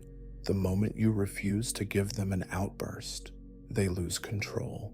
They thrive on making you look irrational, but when you remain calm and unshaken, their tactics backfire. The best keep calm until their control. Way to win against someone who tries to provoke you is not to fight harder, but to stop playing their game. Weaponized insecurity, your doubts, their power altogether. Weaponized insecurity. Weaponized insecurity is a ruthless manipulation tactic where someone deliberately exploits another person's fears, doubts, or weaknesses to gain control over them. Instead of supporting or uplifting the victim, the manipulator subtly or overtly highlights their insecurities, making them feel inadequate, unworthy, or dependent. The more the victim doubts themselves, the easier they are to control. The manipulation often starts with small, seemingly harmless comments. A partner might say, "Are you sure that outfit looks good on you?" A friend might casually remark, "You've never been great at socializing." A boss might say, "I don't think you're quite ready for a leadership role yet." And these statements, while not outright insults, plant seeds of doubt in the victim's mind. Over time, these doubts grow into deep insecurities, making the victim constantly question themselves. In relationships, a toxic partner may use weaponized insecurity to keep their significant other feeling unworthy of love. They might comment on their appearance, intelligence, or social skills in ways that lower their confidence. When the victim starts feeling insecure, they cling to the manipulator for validation, believing they aren't good enough for anyone else. The manipulator reinforces this idea with statements like, "No one else would put up with you the way I do." And in friendships, a manipulative person might constantly remind their friend of their past failures, social awkwardness, or weaknesses. Instead of encouraging growth, they keep their friend in a state of self-doubt. The more the friend questions their worth, the more power the manipulator holds over them. At work, weaponized insecurity is used to keep employees from realizing their true potential. A manipulative boss might say, "You're not quite leadership material, but if you work harder, maybe one day." They subtly discourage confidence, ensuring the employee never feels secure enough to ask for a raise or seek better opportunities elsewhere. Parents can also use weaponized insecurity to control their children. A toxic parent might say things like, "You've always been the irresponsible one," or "I don't think you'd survive on your own." These statements are designed to make the child feel incapable of independence, keeping them emotionally tethered to the parent. The most dangerous aspect of weaponized insecurity is that the victim often doesn't realize they are being manipulated. They internalize the negative comments, believing they are simply facing hard truths about themselves. Over time, they become less confident, more dependent on the manipulator's approval, and more afraid to take risks or assert their own desires. Breaking free from this tactic requires recognizing the manipulation for what it is. If someone repeatedly makes you doubt yourself instead of encouraging your growth, they are not helping you. They are controlling you. Surrounding yourself with supportive people who build confidence rather than tear it down is crucial. Additionally, keeping a personal record of achievements and strengths can help counteract the manipulator's voice in your head.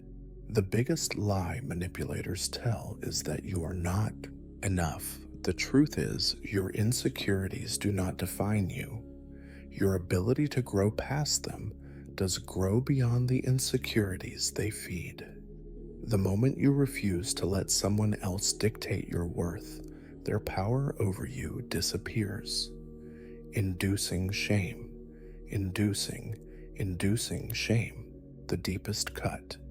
Shame is a deeply psychological manipulation tactic where the manipulator makes the victim feel fundamentally flawed, unworthy, or guilty for who they are, what they believe, or how they behave.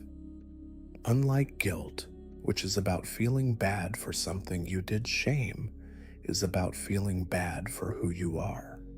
The goal of the manipulator is to make the victim believe they are inherently broken or unlovable, keeping them in a state of low self-esteem and self-doubt. It often begins with subtle judgment. The manipulator may raise an eyebrow at a comment, sigh heavily after the victim speaks, or use a condescending tone when responding. Over time, these micro-reactions train the victim to feel ashamed of expressing themselves in relationships. A toxic partner may induce shame by making their significant other feel wrong for their emotions. If the victim expresses sadness or frustration, the manipulator might say, "You're always so dramatic," or "No wonder people have a hard time dealing with you." Instead of addressing the issue, the victim now feels ashamed for even having emotions. Parents often use shame to control children. A parent might say, "You always disappoint me," or "Why can't you be more like your sibling?" These statements attack the child's identity rather than their actions, making them feel like they are inherently unworthy of love or approval. This kind of deep-seated shame can follow a person into adulthood, shaping how they see themselves and interact with the world. In social groups, shame is used to enforce conformity. A manipulative friend might say, "You still believe in that? Wow, that's embarrassing." Then making the victim feel foolish for their beliefs by making someone feel ashamed of their opinions, values, or lifestyle choices. The manipulator pressures them into changing just to gain approval. Workplaces can also be breeding grounds for shame-based manipulation. A boss might publicly humiliate an employee by saying, "I expected better from you," while in front of their peers. By making the employee feel deeply ashamed of their mistakes, they discourage them from speaking up, setting boundaries, or advocating for themselves.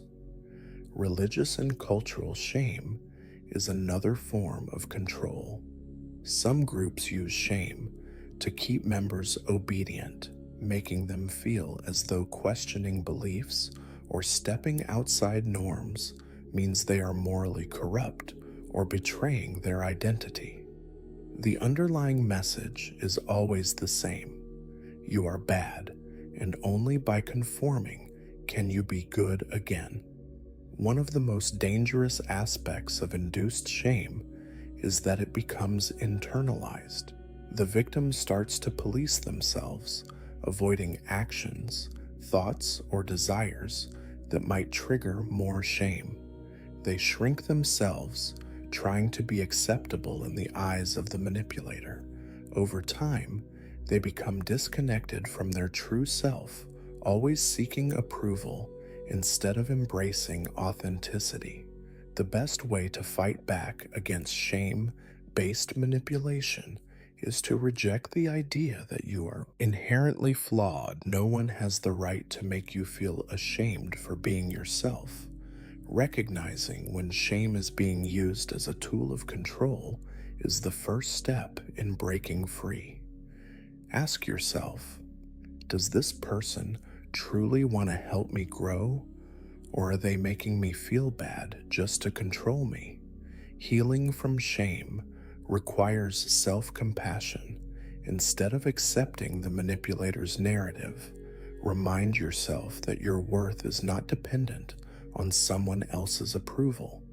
Seeking out supportive environments where you are valued for who you truly are, rather than judged for not meeting someone else's expectations, is essential. Shame only holds power when you believe it.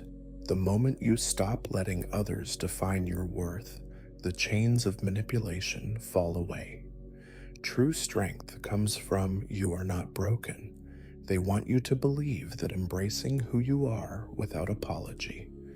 Anyone who tries to make you feel otherwise is not someone who deserves a place in your life. Breadcrumbing, the illusion of possibility. Breadcrumbing. Breadcrumbing is a manipulation tactic where someone gives just enough attention, affection, or validation to keep the victim interested, but never enough to actually satisfy or fulfill them. The manipulator dangles small crumbs of hope, keeping the victim emotionally invested, all while avoiding real commitment, responsibility, or consistency. At first, breadcrumbing can feel like genuine interest or care. The manipulator might send a sweet text, make a vague promise about the future, or act affectionate just often enough to keep the victim from walking away. But when it comes to follow-through, they always fall short. They disappear, ignore messages, or make excuses for why they just can't be there consistently. Just when the victim starts to lose interest, the manipulator throws out another crumb just enough to keep them hooked in romantic relationships. Breadcrumbing is a classic tactic used by emotionally unavailable partners. They might say things like, "I see a future with you someday," or "I really like you. I'm just not ready for anything serious right now," but they never take real steps toward commitment. They might flirt over text, but never make plans to meet. They might keep an ex or potential partners lingering, ensuring they always have someone waiting for them without actually having to invest in a real relationship. In friendships, breadcrumbing looks like someone who only reaches out when they need something. They might act friendly, promise to catch up soon, or hint at making plans, but those plans never actually materialize. The victim is left wondering, are we actually friends, or am I just convenient for them? In workplaces, breadcrumbing happens when a boss or manager makes vague promises about promotions, raises, or career opportunities, but never delivers. They might say, "If you just stick around a little longer, there's something great coming your way," or "You're definitely on track for that raise. Just be patient." But the reward never comes. The goal is to keep employees invested without actually having to compensate them fairly. Breadcrumbing is so effective because it keeps the victim in a state of hope. They believe that if they just wait a little longer, try a little harder, or prove themselves just a bit more, things will change, but they never do. The manipulator has no intention of providing what they are promising. They just want to keep the victim from leaving. The only way to break free from breadcrumbing is to recognize the pattern. If someone's words don't align with their actions, they are stringing you along. Instead of holding on to hope for what might happen, focus on what is happening. If the only thing keeping you invested is potential, walk away. Real connections, whether in love, friendship, or work, are built on consistency, not empty promises. You deserve more than crumbs, and once you deserve more than crumbs, stop accepting them. You free yourself to find the whole meal elsewhere, moving the goalposts, success that never arrives. Goalposts. Moving the goalposts is a form of manipulation where the manipulator constantly changes the standards, expectations, or requirements for success, ensuring that the victim never feels like they are good enough. Just when the victim thinks they have met the demands, the rules change. The goal is to keep the victim in a perpetual state of striving, uncertainty, and self-doubt. This tactic is often used by toxic bosses, abusive partners, manipulative parents, and unfair authority figures who never actually want to see the victim succeed. They just want to maintain control. In relationships, moving the goalposts might look like a partner who keeps raising the bar for what it takes to earn their love or approval. At first, they might say, "I just need you to be more supportive." When the victim makes an effort to be more supportive, they say, "I need someone who is more exciting." So no matter how much the victim changes, improves, or compromises, it's never enough. The manipulator ensures that their love or approval is always out of reach. In workplaces, a boss might tell an employee, "If you take on this extra project, I'll consider you for a promotion." After the project is successfully completed, the boss changes the conditions. "You still need more experience," or "Let's revisit this in a few months." Each time the employee meets the new expectation, another one is introduced. The goal is to keep them working hard without ever actually rewarding them. Parents can also use this tactic to keep their children in a state of emotional dependence. A toxic parent might tell a child, "If you get straight A's, I'll be proud of you." When the child achieves this, the parent says, "Well, grades don't matter unless you also excel at sports." And no matter what the child does, the approval they seek is always just out of reach. In friendships and social circles, goalposts can be moved to maintain superiority. A manipulative friend might say, "You need to be more fun." When the victim makes an effort to go out more, they respond, "You try too hard," and the victim is left feeling confused and frustrated, unable to ever meet the ever-changing expectations. The psychological effects of this tactic are devastating. The victim begins to believe that they are the problem, that they are somehow inherently unworthy. They internalize the idea that they are never good enough and continue striving, hoping that one day they will finally reach the manipulator's impossible standard. Breaking free from this cycle requires recognizing that the problem is not the victim's effort. It's the manipulator's ever-changing expectations. A fair and honest person does not keep shifting the rules just to keep someone feeling inadequate. The key to escaping is setting your own standards for self-worth and success. If someone constantly changes the expectations to keep you feeling less, then stop playing their game. You don't need to prove yourself to someone who has no intention of ever being satisfied. Walk away and stop chasing shifting standards. Set your own goalposts, ones that don't move, based on someone else's manipulation.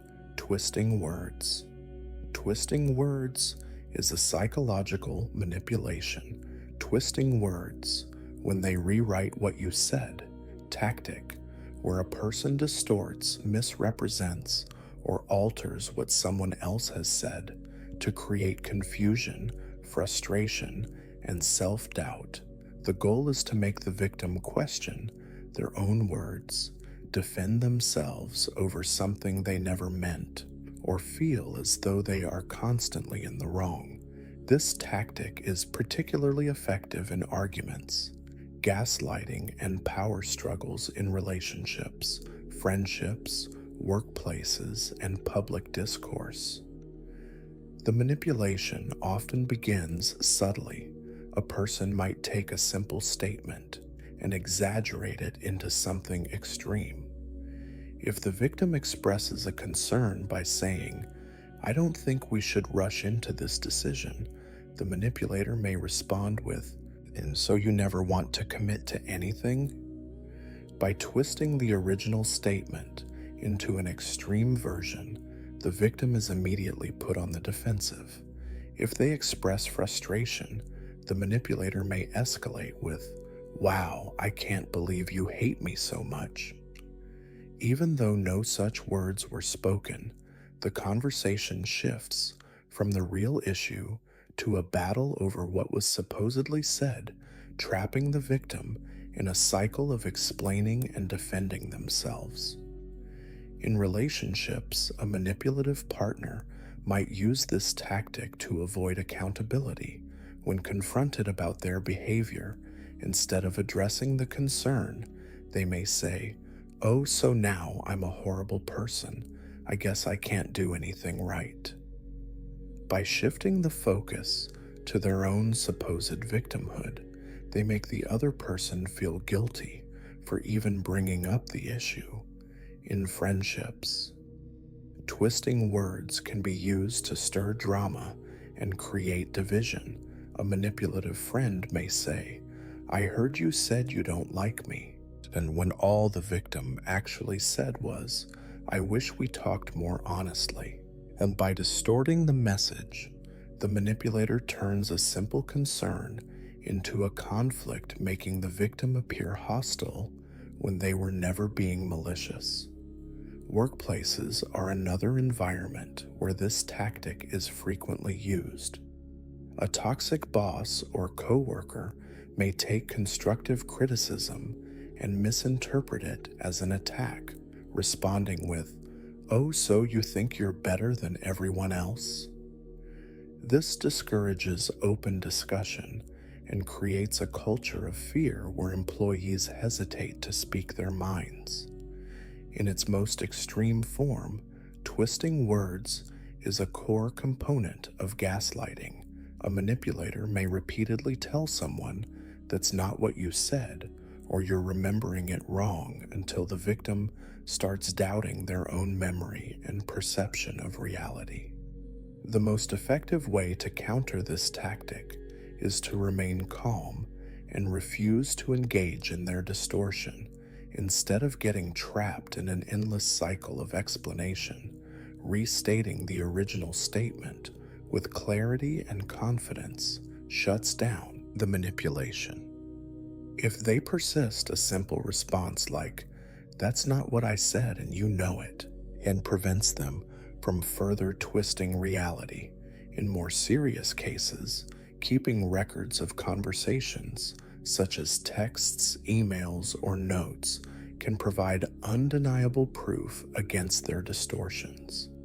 Twisting words is designed to make the victim feel confused and emotionally exhausted, but once the manipulation is recognized, its power weakens.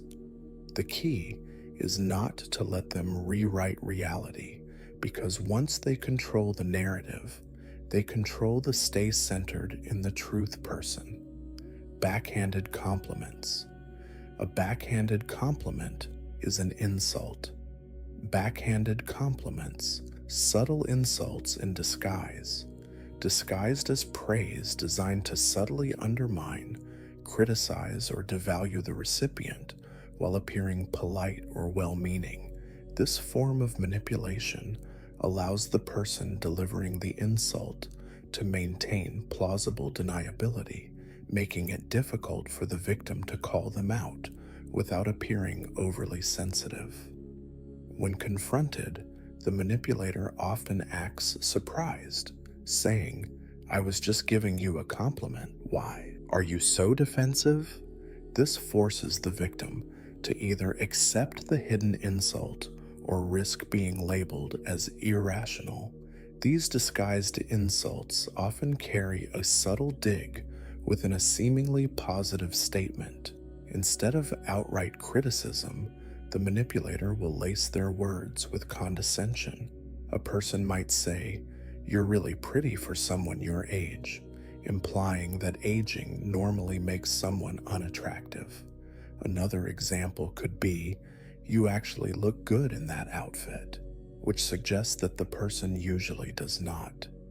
A coworker might say, "You're surprisingly good at this," for someone so new, making it sound like they expected failure rather than competence. In a more passive-aggressive way, someone might remark, "Wow, I wish I had the confidence to wear that," subtly implying that the outfit is questionable rather than flattering. Backhanded compliments are often used in competitive friendships, workplace rivalries, and toxic relationships. A manipulative friend might say, "I love that you don't care what people think about your fashion choices," making it sound like a compliment, while subtly suggesting that their style is odd or out of place. In professional settings, a rival may remark, "It's impressive that you got that promotion. Luck must have been on your side," implying that the success was due to luck rather than skill. These small, calculated digs make the recipient feel unsettled, creating a sense of self-doubt while allowing the manipulator to appear innocent. In romantic relationships, backhanded compliments are frequently used to lower self-esteem and establish dominance. A toxic partner may say, I love how you don't stress about looking perfect like other women do, which seems positive at first, but ultimately makes the person feel unattractive. The hidden message suggests that they are not beautiful by traditional standards, but should be grateful that their partner accepts them anyway. Parents can also use this tactic to maintain control over their children. A toxic parent might say, "I'm so proud of you for finally acting responsible," which implies that they were previously irresponsible. These subtle digs reinforce the idea that the child will never be quite good enough in the parent's eyes, keeping them in a cycle of seeking approval. The long-term effects of repeated backhanded compliments are harmful as they chip away at self-confidence and create a constant state of self-doubt. The victim may find themselves trying to prove that they are actually talented, attractive, or intelligent, even though they never questioned these things before the manipulation began. This form of psychological warfare forces the victim into an endless loop of seeking validation from the manipulator, who continues to maintain control by offering crumbs of approval laced with subtle insults. The best way to handle backhanded compliments is to either confront them directly or respond with strategic indifference. A calm but firm statement, such as, "That sounded more like an insult than a compliment," can expose the manipulation and put the person on the spot. If the goal is to shut it down without conflict, a neutral response like "interesting perspective" or a dry "thanks, I guess" takes the power out of the insult. Either way, the key is to refuse to react emotionally, as manipulators thrive on making their targets feel insecure. Backhanded compliments are never about genuine praise. They are about control and subtle put-downs. The moment you recognize them, take back your confidence for what they are. They lose their ability to influence your self-worth. True compliments uplift, while disguised insults tear down. Anyone who consistently makes you doubt yourself under the pretense of flattery is not someone who genuinely supports you. Rewriting history, denying what happened. Rewriting history. Rewriting history is a manipulative tactic where a person distorts, alters, or outright denies past events to change the narrative in their favor. The goal is to shift blame, erase accountability, or make the victim question their own memory.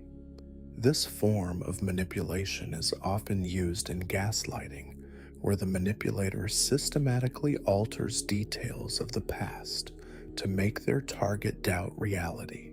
The manipulation usually begins subtly. A person may claim that a conversation didn't happen the way the victim remembers, or that certain details have been exaggerated.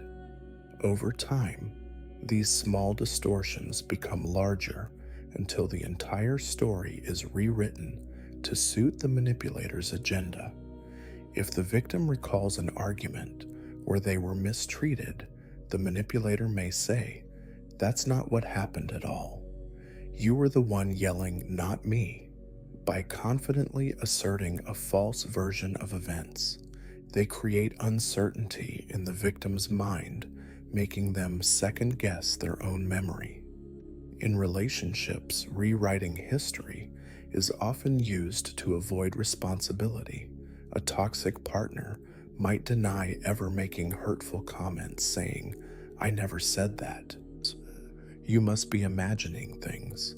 If confronted about a pattern of bad behavior, they might insist, "You're overreacting. We've always been happy.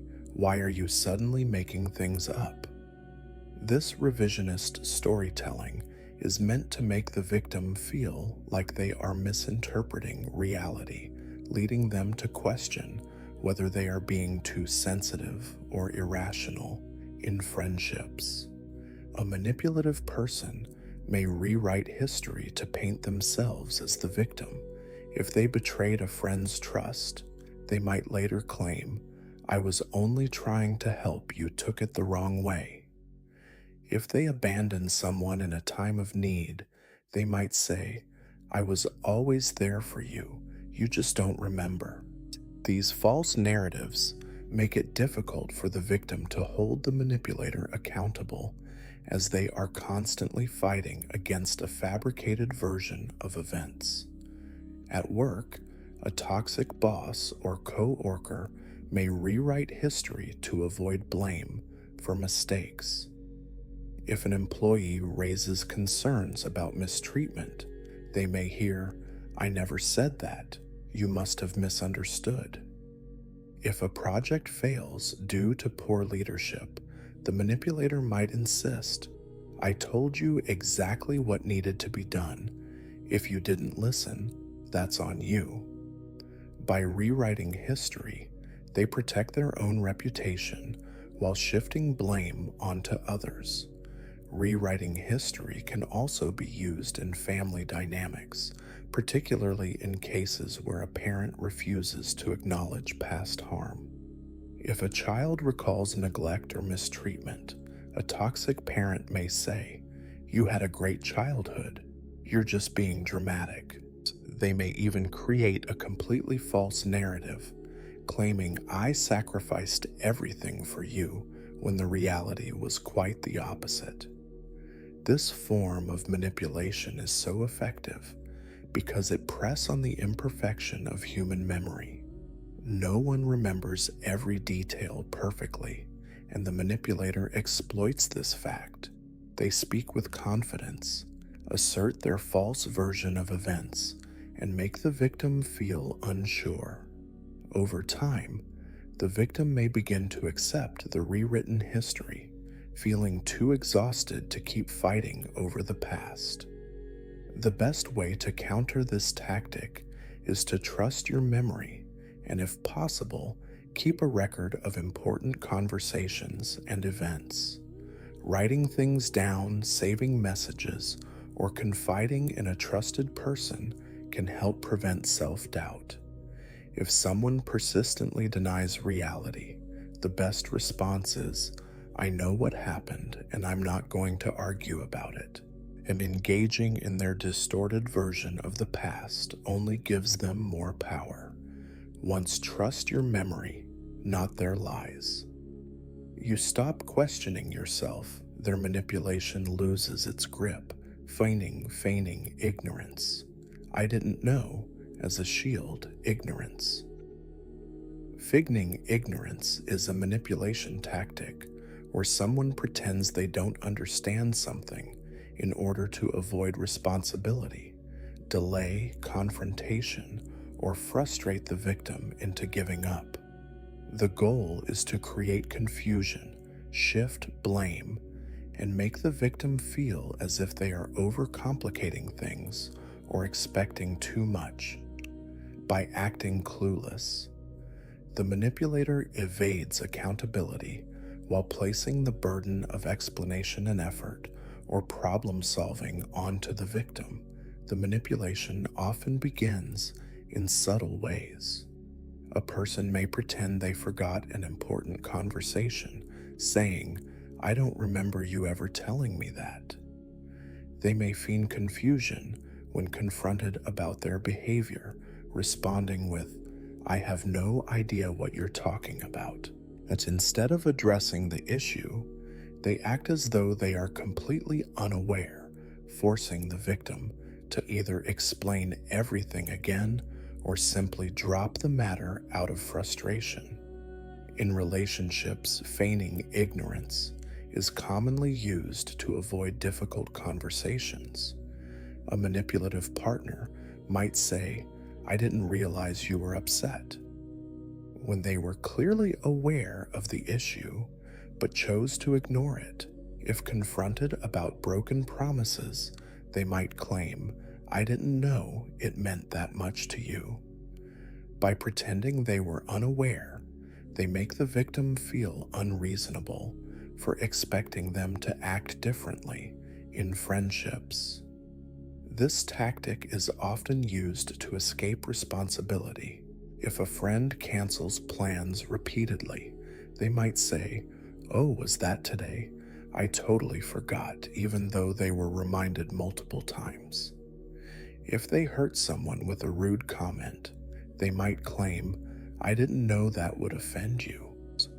Despite having a history of similar behavior, by pretending not to understand, they avoid having to acknowledge the impact of their actions.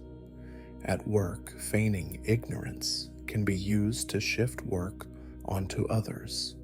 A lazy coworker might act confused about a task, saying, "I don't know how to do this. Can you just handle it?" A boss who wants to avoid responsibility might claim, "I never saw that email."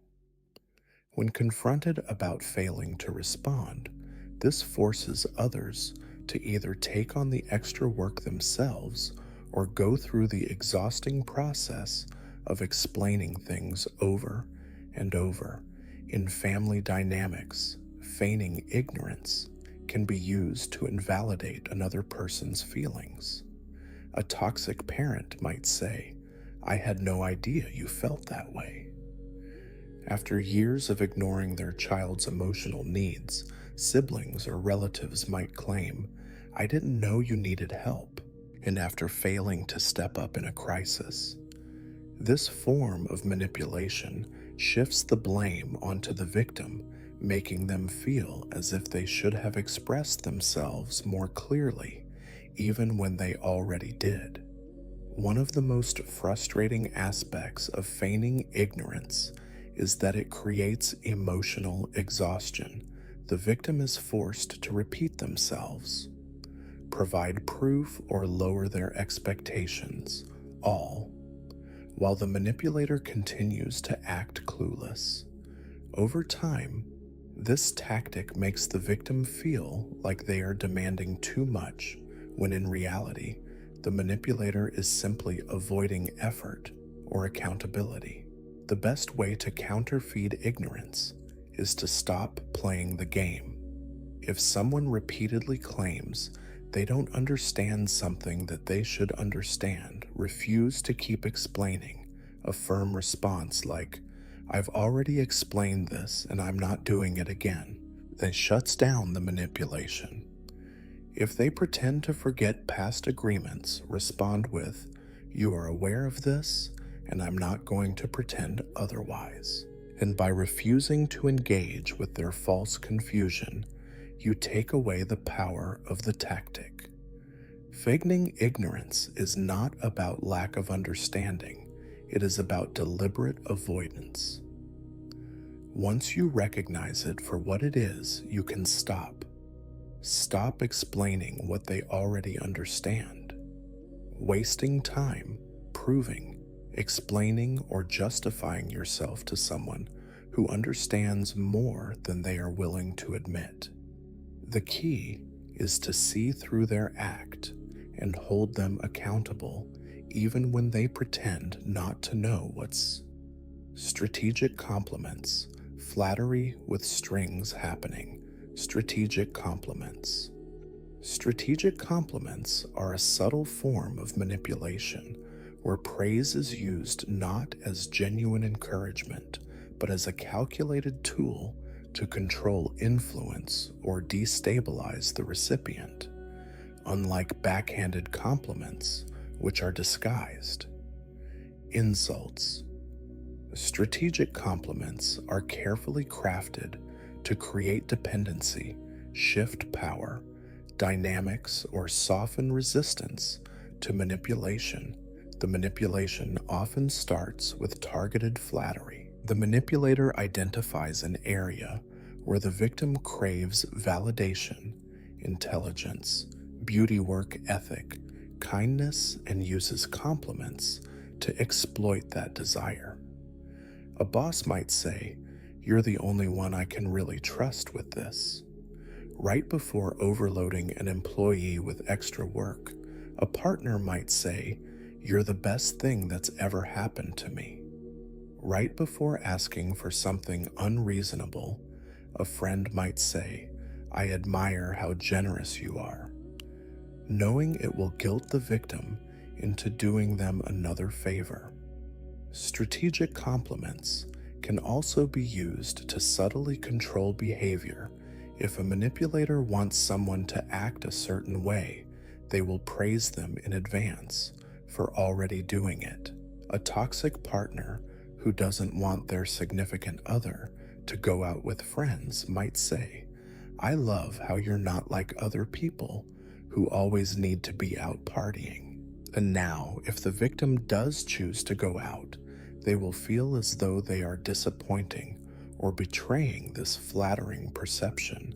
Another tactic involves creating dependency through selective praise. The manipulator will give compliments inconsistently, making the victim crave their approval.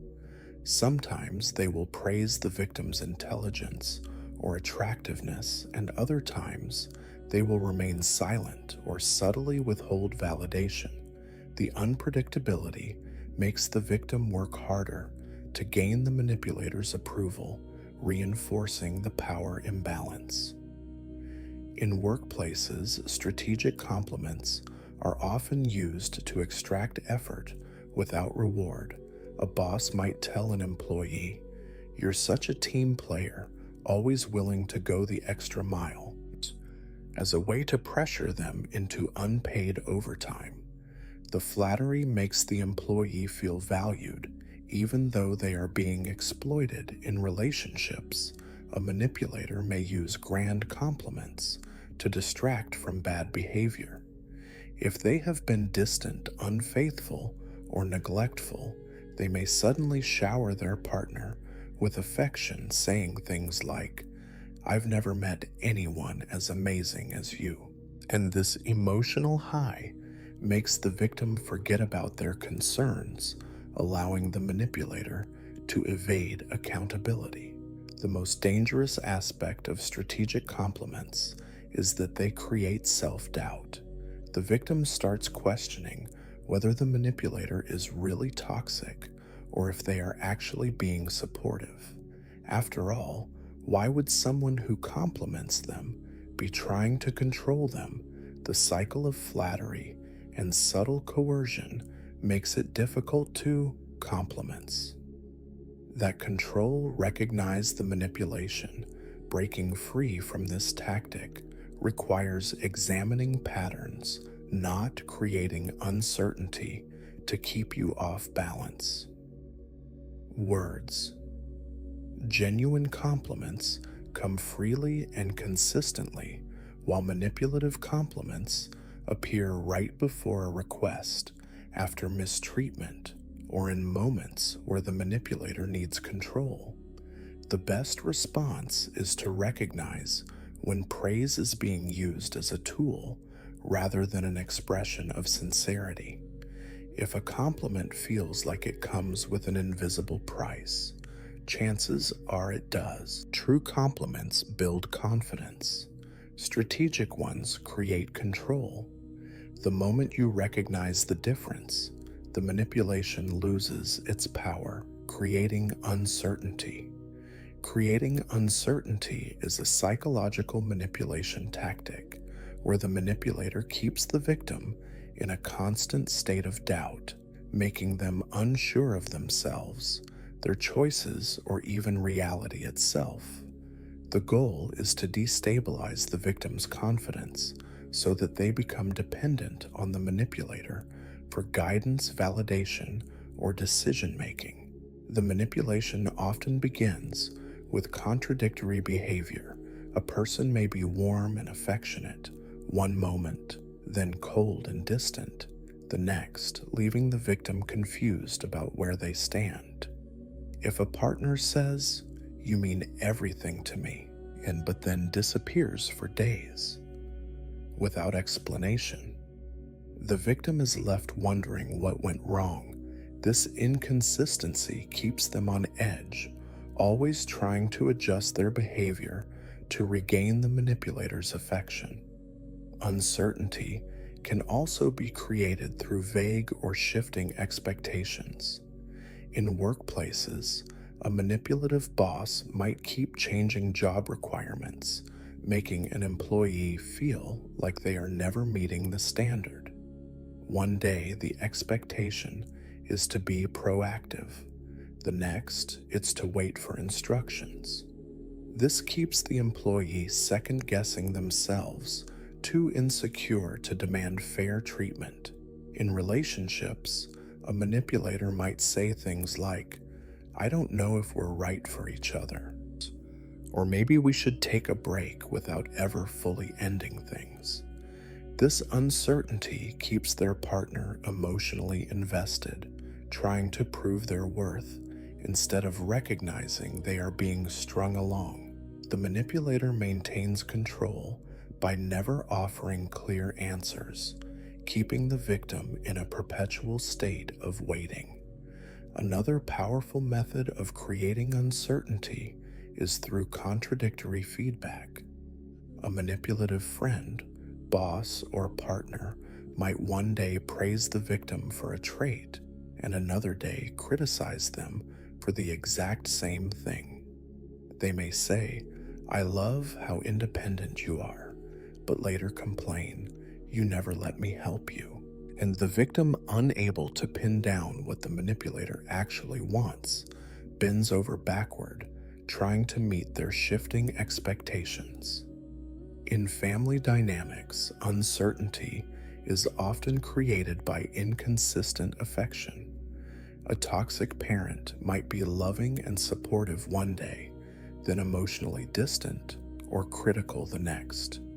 The child, desperate for approval, constantly tries to earn love that is given at random. This conditioning follows them into adulthood, making them vulnerable to other manipulators who use the same push-pull technique.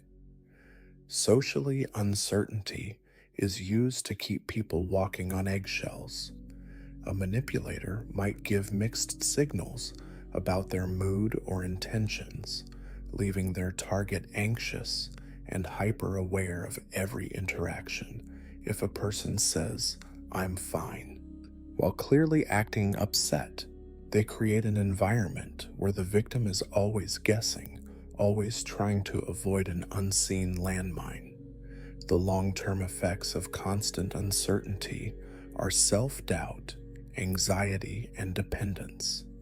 The victim becomes afraid of making decisions, fearful of saying the wrong thing, and reliant on the manipulator for guidance. They start questioning their own instincts, believing that if they could just figure out what the manipulator wants, everything will be okay. But that moment never comes. Because the uncertainty is intentional, the best way to break free from this manipulation is to recognize the pattern and trust your own reality. If someone constantly shifts their expectations, affection, or behavior, it's not because you are doing something wrong. It's because they are keeping you in a controlled state of confusion. Instead of trying to adapt to their inconsistency, step back and ask, "Is this relationship making me feel secure, or is it making me doubt myself?" Clarity is not something that real love, friendship, or leadership withholds. Anyone who deliberately keeps you in a state of uncertainty is not helping you grow. They are keeping you small and dependent. The most powerful response is to stop. Trust yourself, not their confusion. Waiting for clarity from someone who thrives on keeping you in the dark. Recognize the game, step away, and reclaim your ability to trust yourself, withholding affection. Love on a leash, withholding affection. Withholding affection is a deeply manipulative tactic where a person deliberately withdraws love, attention, or emotional warmth as a means of control. This silent form of punishment is designed to make the victim feel insecure, desperate for approval, and willing to do whatever it takes to regain the affection that was taken away. Unlike outright aggression, which is obvious and easy to recognize, withholding affection is subtle, making the victim question whether they are truly being mistreated or if they are simply not good enough. This manipulation usually follows a pattern. The manipulator will initially provide warmth, kindness, and validation, making the victim feel loved and valued. Then suddenly, they withdraw, becoming distant, cold, or indifferent. The victim, confused and craving the return of that warmth, begins trying harder to please them, apologizing unnecessarily, or questioning what they did wrong instead of addressing any real issue. The manipulator remains emotionally unavailable, forcing the victim into a position of submission. In romantic relationships, this tactic is devastating. A partner who once showered their significant other with affection may suddenly become emotionally detached, refusing to respond to texts, avoiding eye contact, or giving vague, dismissive answers. If the victim asks what's wrong, they might hear, "I just need space," or "You're overreacting." Then no clear explanation is given, leaving the victim in emotional limbo. The longer the affection is withheld, the more desperate the victim becomes to fix the situation, when in reality, there was nothing to fix except the manipulator's need for control.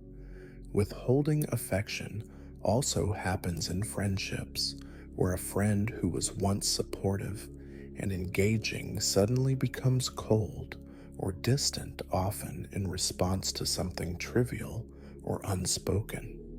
When confronted, they might respond with, "I just don't feel like talking right now," and without offering any clarity. This passive-aggressive punishment forces the victim to chase after them, seeking reassurance. In workplaces, bosses or colleagues might use this tactic to create emotional dependency. A boss may act highly supportive when an employee is working late, then suddenly become indifferent if that same employee requests a day off.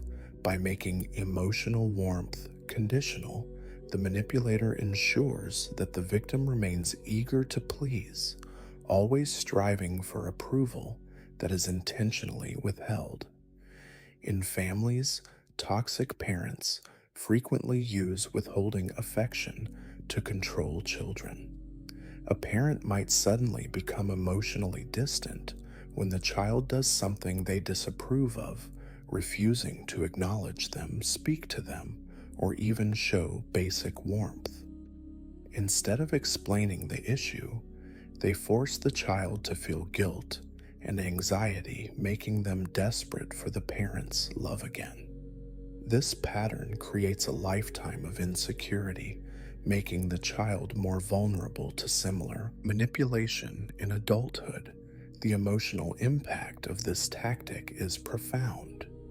The victim often internalizes the belief that love must be earned, that they are only worthy of affection if they behave in a way that pleases others. Over time, they may begin suppressing their needs, avoiding confrontation, and prioritizing other people's emotions over their own just to avoid the pain of being shut out again. Breaking free from this manipulation requires recognizing that real love is not conditional. True affection does not disappear as a form of punishment. If someone repeatedly withholds warmth, attention, or connection as a way to make you chase them, they are not offering love. They are offering control. The best response is to stop playing the game instead of scrambling to win back affection. Step back and recognize the unhealthy pattern. Emotional connection should be mutual, not something dangled over your head like a prize for obedience. The key to overcoming this manipulation is understanding that your worth is not determined by someone else's ability to withhold or give affection. Once you stop seeking approval, love doesn't disappear when you disagree. From someone who thrives on keeping you insecure, their control collapses. Real love does not disappear when you make a mistake. Anyone who weaponizes emotional distance against you is not someone who truly cares about your well-being. Emotional reactions. Shaming emotional reactions. Shaming emotional reactions is a form of manipulation where a person makes someone feel guilty, weak, or irrational for expressing their emotions. The goal is to make the victim suppress their feelings, doubt their own reactions, and ultimately become easier to control. Instead of allowing the victim to feel and process emotions naturally, the manipulator belittles, mocks, or invalidates their responses, making them feel ashamed for simply being human. This tactic often begins with subtle dismissals. If the victim expresses frustration, sadness, or hurt, the manipulator may respond with phrases like, "You're being dramatic," or "You're too sensitive." The underlying message is that the victim's emotions are exaggerated or inappropriate. Over time, the victim begins second-guessing their own feelings, wondering if they are truly overreacting instead of recognizing that their emotions are valid. In romantic relationships, this tactic is frequently used to avoid accountability. If one partner is hurt by something the other did and expresses their feelings, the manipulator may respond with, "Oh my God, why are you always making such a big deal out of everything?" Instead of acknowledging the harm caused, they shift the focus onto the victim's reaction, making them feel foolish for even bringing it up. Shaming emotional reactions is especially common in family dynamics. A toxic parent may tell their child, "Stop crying," or "I'll give you something to cry about," and training them to suppress their emotions from a young age. Over time, the child learns that showing sadness, fear, or frustration leads to rejection or punishment, making them emotionally closed off as they grow older. In adulthood, they may struggle to express emotions or feel guilty whenever they experience strong feelings, fearing they will be shamed again. In friendships, manipulators use this tactic to invalidate concerns and avoid difficult conversations.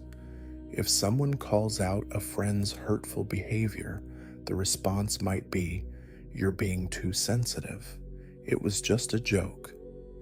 Instead of taking responsibility, the manipulator frames the victim as irrational, discouraging them from ever expressing their feelings again. Workplaces are also breeding grounds for this manipulation. A toxic boss may tell an employee, "You need to toughen up," after they raise concerns about unfair treatment. And by labeling emotional responses as unprofessional, they discourage employees from speaking up about mistreatment. This makes it easier for them to maintain control as employees begin to feel that expressing discomfort makes them weak. The long-term effects of shaming emotional reactions are severe. Victims may develop emotional repression, bottling up feelings instead of expressing them over time. This can lead to anxiety, depression, and even physical symptoms such as stress-related illnesses. The constant invalidation makes them doubt their own perceptions, making them more susceptible to further manipulation. They may begin apologizing for their emotions, convincing themselves that their feelings are burdensome rather than natural. The best way to counter this manipulation is to trust your emotions and set boundaries. If someone consistently dismisses or shames your feelings, recognize that this is not normal or acceptable behavior. A healthy response to emotions involves understanding, not ridicule. If someone mocks your feelings, respond with confidence. My emotions are valid, and I don't need to justify them to you. If they insist on belittling you, walk away. No explanation needed. Healing from emotional shaming requires unlearning the belief that emotions are something to be ashamed of. Feelings are natural, and they do not need to be suppressed to make others comfortable. Anyone who tries to make you feel weak for expressing yourself is not someone who values you. They are someone who wants to control you.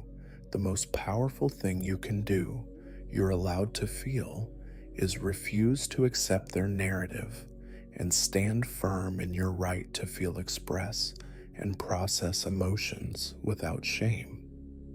Intermittent reinforcement. Intermittent reinforcement.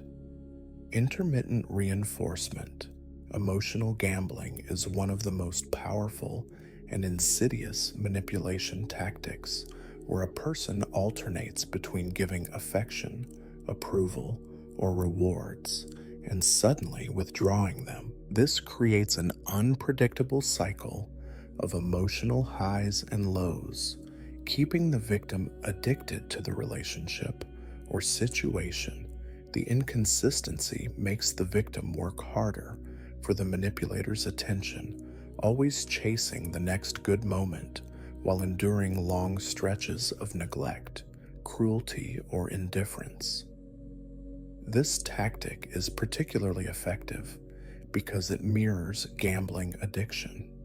Just like a slot machine that occasionally pays out, intermittent reinforcement makes the victim feel that if they just try a little harder, behave a little better, or stay patient a little longer, they will be rewarded with love, kindness, or approval. The uncertainty is what keeps them hooked. If the mistreatment were constant, they would likely leave. But the occasional acts of kindness, especially when they come after a period of emotional neglect, create an intense sense of relief and hope. In romantic relationships, this plays out as a toxic cycle. A manipulative partner may be cold, distant, or even cruel for days or weeks, making their partner feel unloved and desperate. Just when the victim begins to consider leaving, the manipulator suddenly flips the script, showering them with love, attention, and promises of change. This sudden affection feels euphoric because it comes after emotional starvation, but just as quickly as they offer warmth, they withdraw again, keeping the victim trapped in an endless cycle of emotional ups and downs. In friendships, intermittent reinforcement keeps the victim loyal to a toxic friend. The friend may ignore messages, cancel plans, or be dismissive most of the time, but every now and then they will be incredibly warm, making the victim feel valued again. This creates a situation where the victim holds on, remembering the good times and believing that their friend still cares deep down. In workplaces, manipulative bosses use this tactic to keep employees striving for approval. A boss might be hypercritical most of the time, but will occasionally give unexpected praise or recognition. The employee, desperate for more moments of approval, continues to overwork themselves, hoping for another rare compliment. The unpredictability of praise makes them put in even more effort, never realizing that they are being conditioned into obedience. Family members, particularly narcissistic parents, use intermittent reinforcement to keep control over their children. A toxic parent may be emotionally distant, dismissive, or harsh, but on rare occasions, they suddenly become affectionate and proud. The child, eager to regain their parents' love, continues seeking approval, always hoping for another moment of warmth. This pattern often carries into adulthood, where the child-turned adult struggles with self-worth, always chasing the approval of emotionally unavailable people. The psychological effects of intermittent reinforcement are devastating. The victim develops emotional dependency, feeling unable to leave because they remember the good moments too vividly. They rationalize the bad times, thinking, if I just hold on a little longer, things will go back to how they were. Over time, they lose sight of what a healthy, stable relationship looks like, confusing emotional intensity with genuine love. The best way to break free from intermittent reinforcement is to recognize the cycle and refuse to play along. Instead of focusing on the rare moments of affection, look at the overall pattern. If someone is only kind sometimes, but cruel or indifferent most of the time, that is not love, that is control. The healthiest relationships are consistent, not based on unpredictable highs and crushing lows. Once you stop reacting to the manipulator's cycle of reward and withdrawal, their power over you weakens. The only way to win this: stop chasing the highs. Game is to stop playing it. Grooming. Grooming is a dangerous and calculated grooming, building trust to gain control, form of psychological manipulation where a person slowly builds trust and emotional dependence with the victim to gain control over them. It is often used in abusive relationships, toxic friendships, workplace exploitation, and predatory behavior. The process is gradual, making it difficult for the victim to recognize they are being manipulated until they are already deeply entangled. The grooming process follows a predictable pattern. It begins with excessive kindness and attention, making the victim feel special, understood, and deeply valued. The manipulator showers them with praise gifts or emotional support, creating an intense sense of closeness. This initial stage is designed to lower the victim's defenses, making them trust the manipulator completely. Once trust is established, the manipulator begins testing boundaries. They might introduce subtle discomforts, suggesting small favors, pushing minor requests, or making light criticisms just to see how the victim reacts. If the victim complies or does not resist, the manipulator escalates slowly, increasing their level of control. This could involve pressuring them into unhealthy situations, isolating them from friends and family, or making them feel indebted. In romantic relationships, grooming often follows a love bombing phase, where the manipulator overwhelms their target with affection and promises of a perfect future. But once the victim is emotionally attached, the love bombing fades, replaced by subtle control and coercion. The manipulator may make the victim feel guilty for setting boundaries, convince them that they are lucky to be in the relationship, or subtly chip away at their confidence to make them dependent. In friendships, grooming can take the form of manipulative loyalty tests. A toxic friend might start with overwhelming kindness, offering emotional support or favors. Over time, they begin making unreasonable demands, testing how far the victim will go to prove their friendship. If the victim resists, They may be guilt-tripped with statements like, "After everything I've done for you, you can't do this one thing for me." The slow erosion of boundaries leaves the victim feeling obligated and trapped. In workplaces, grooming is used by exploitative bosses or colleagues to secure obedience. A manipulative boss might single out an employee, giving them extra attention, small rewards, or preferential treatment. But once the employee trusts them, they start demanding unreasonable workloads, unpaid overtime, or personal favors. Because the manipulation was slow and strategic, the employee may feel guilty refusing, fearing they will lose the special treatment they were given. In family dynamics, grooming is often used by controlling parents or relatives. A toxic parent may spoil a child with love and attention only to later use that closeness as leverage. They may say things like, "You're my favorite child. I know you wouldn't disappoint me," as a way to pressure them into compliance. The victim, desperate to maintain their parents' affection, learns to prioritize their parents' needs over their own well-being. The most dangerous aspect of grooming is that it feels like love at first. The victim does not realize they are being conditioned into dependency because the manipulator disguises control as care. They are made to feel special, chosen, and deeply valued until they are too entangled to leave easily.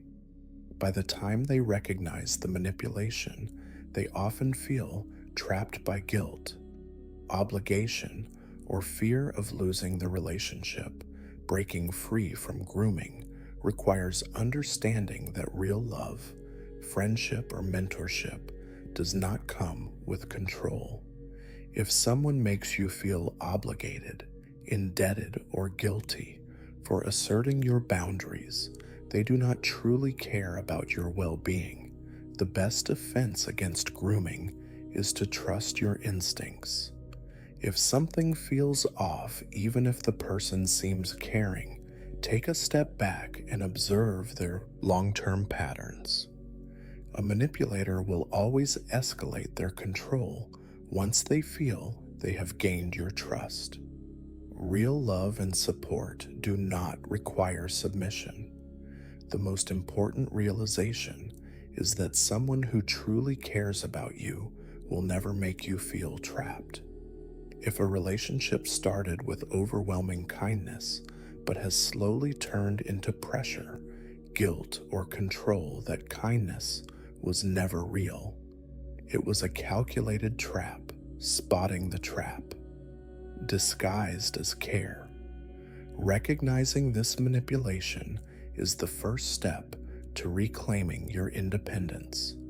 The strongest response is to walk away before the chains of obligation tighten any further, creating rivalries to divide and conquer.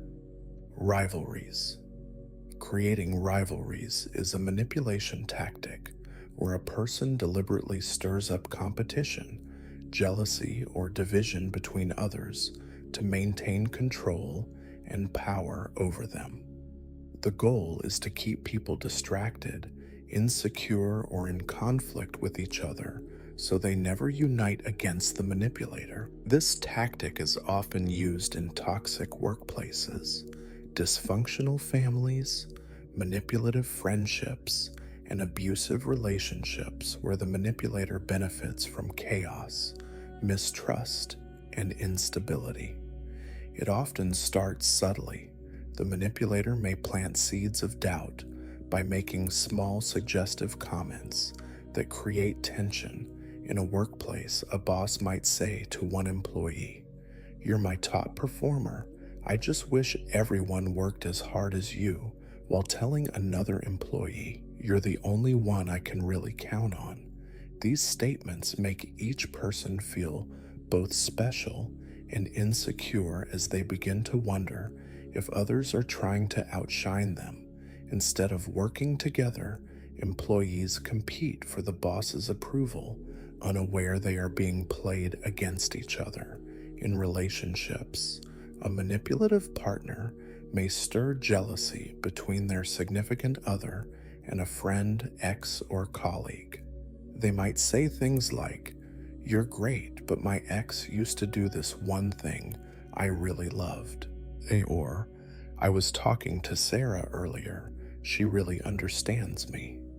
These comparisons create insecurity, making the victim feel they need to compete for the manipulator's attention, even though the competition itself is artificial. In families, toxic parents often create sibling rivalries to maintain control over their children. They might compare one sibling to another, saying, "Why can't you be more like your brother?" or show favoritism in subtle ways that make the children resent each other rather than question the parents' manipulative behavior. By keeping their children in constant competition, they ensure that no one ever challenges their authority. Friendships can also be poisoned by this tactic. A manipulative friend may spread gossip, selectively share information, or create misunderstandings to make people distrust each other. They might tell one friend, "I don't think Emily really likes you. She was saying some weird things about you." While telling Emily, "I don't think Sarah is as close to you as you think." This creates a rift where both friends start doubting each other, making the manipulator the only person each of them feels they can trust. The impact of creating rivalries is isolation, mistrust, and emotional exhaustion. The victims spend so much time trying to prove themselves, compete, or win favor that they fail to recognize they are being controlled. They begin seeing others as threats rather than allies, which makes them easier for the manipulator to exploit. The only way to break free from this trap is to step back and recognize the pattern. If someone is constantly comparing you to others, making you feel like you need to prove yourself, or creating tension where there was none before, they are manipulating you. The best response is to stop playing the game. Instead of competing for approval, recognize that the rivalries are artificially created. Open communication with others can expose the manipulator's tactics. Once people unite, the manipulator loses power. The strongest defense is choosing collaboration over competition. Real relationships, whether professional, romantic, or personal, should make you feel secure, not constantly compared. Anyone who deliberately creates rivalry is not trying to bring out your best. They are trying to keep you in a state of insecurity. The moment you choose connection over competition, refuse to participate, their control crumbles. Weaponizing kindness, generosity with strings. Weaponizing kindness is one of the most deceptive forms of manipulation, where someone uses generosity, favors, or affection not as acts of goodwill, but as tools of control. Instead of being genuinely kind, the manipulator strategically gives support, gifts, or emotional warmth in a way that makes the recipient feel obligated, indebted, or guilty. The goal is not to help, but to create a sense of dependency or forced loyalty. This tactic often starts with excessive generosity. A manipulator might shower someone with unexpected gifts, go out of their way to offer favors, or provide emotional support when it seems least expected. At first, it feels wonderful. The victim believes they have found someone who truly cares about them, but over time, the kindness comes with invisible strings attached. The manipulator begins expecting something in return, even if their generosity was never asked for. In relationships, a partner might lavish their significant other with gifts, trips, or constant attention, making them feel incredibly valued. But later, they start saying things like, "After everything I've done for you, you can't even do this one thing for me." Suddenly, the kindness becomes a weapon, making the victim feel guilty for setting boundaries or saying no. The underlying message is "you owe me." In friendships, weaponized kindness looks like doing excessive favors and then holding them over the victim's head. A manipulative friend might say, "I've always been there for you, and you can't even do this for me," or "I guess I know where we stand." And their past acts of kindness are no longer about genuine friendship. They are leveraged to control behavior. At work, manipulative bosses use this tactic to keep employees overworked and underappreciated. They may act as though they are doing a favor by keeping someone on staff, giving them flexibility, or offering special opportunities. Later, they weaponize these favors by saying, "I went out of my way to help you. Are you really going to leave now?" Or, "I stuck my neck out for you, and this is how you repay me." The employee feeling guilty stays in an unfair situation out of a false sense of obligation. Toxic family members also weaponize past sacrifices to control children or relatives. A parent might say, "I raised you, gave you everything, and now you're just going to abandon me." Or, "I did so much for you growing up, and you can't even visit." The love and care that should have been freely given is now a form of guilt-based manipulation, ensuring the child remains trapped in an unhealthy dynamic. One of the most dangerous aspects of weaponized kindness is that it makes the victim feel guilty for resisting control. Because the manipulator's actions look like kindness, the victim struggles to recognize the manipulation. They tell themselves, "Maybe I really do owe them," or "I'd feel like a bad person if I said no." This is exactly what the manipulator wants: to keep the victim stuck, unable to assert their own needs for fear of seeming ungrateful. The way to break free from weaponized kindness is to recognize the difference between genuine generosity and manipulation. Real kindness is given without expectation. It does not demand obedience, loyalty, or repayment. If someone consistently brings up their past favors, makes you feel guilty for setting boundaries, or acts as if their kindness entitles them to control your choices, they are not being kind, they are being manipulative. The best response to weaponized kindness is firm boundaries and emotional detachment. If someone guilt trips you over past favors, remind yourself, "I never asked for that. I do not owe them my freedom." And a simple but powerful response is, "I appreciate what you did, but I am not obligated to do something that makes me uncomfortable." If their kindness was genuine, they will respect that. If they react with anger, guilt, or passive aggression, it was never about kindness. It was always about control. True generosity comes from love, not leverage. The moment you recognize when kindness is being used as a weapon. You don't owe anyone for kindness. You stop feeling guilty for protecting your own well-being. The people who truly care about you will never make you feel like you owe them for their kindness. Real love and support do not come with conditions, and they never should. Sudden withdrawals, disappearing to control withdrawals. Sudden withdrawals are a powerful form of psychological manipulation where a person abruptly removes their presence, attention, or emotional warmth from someone without explanation.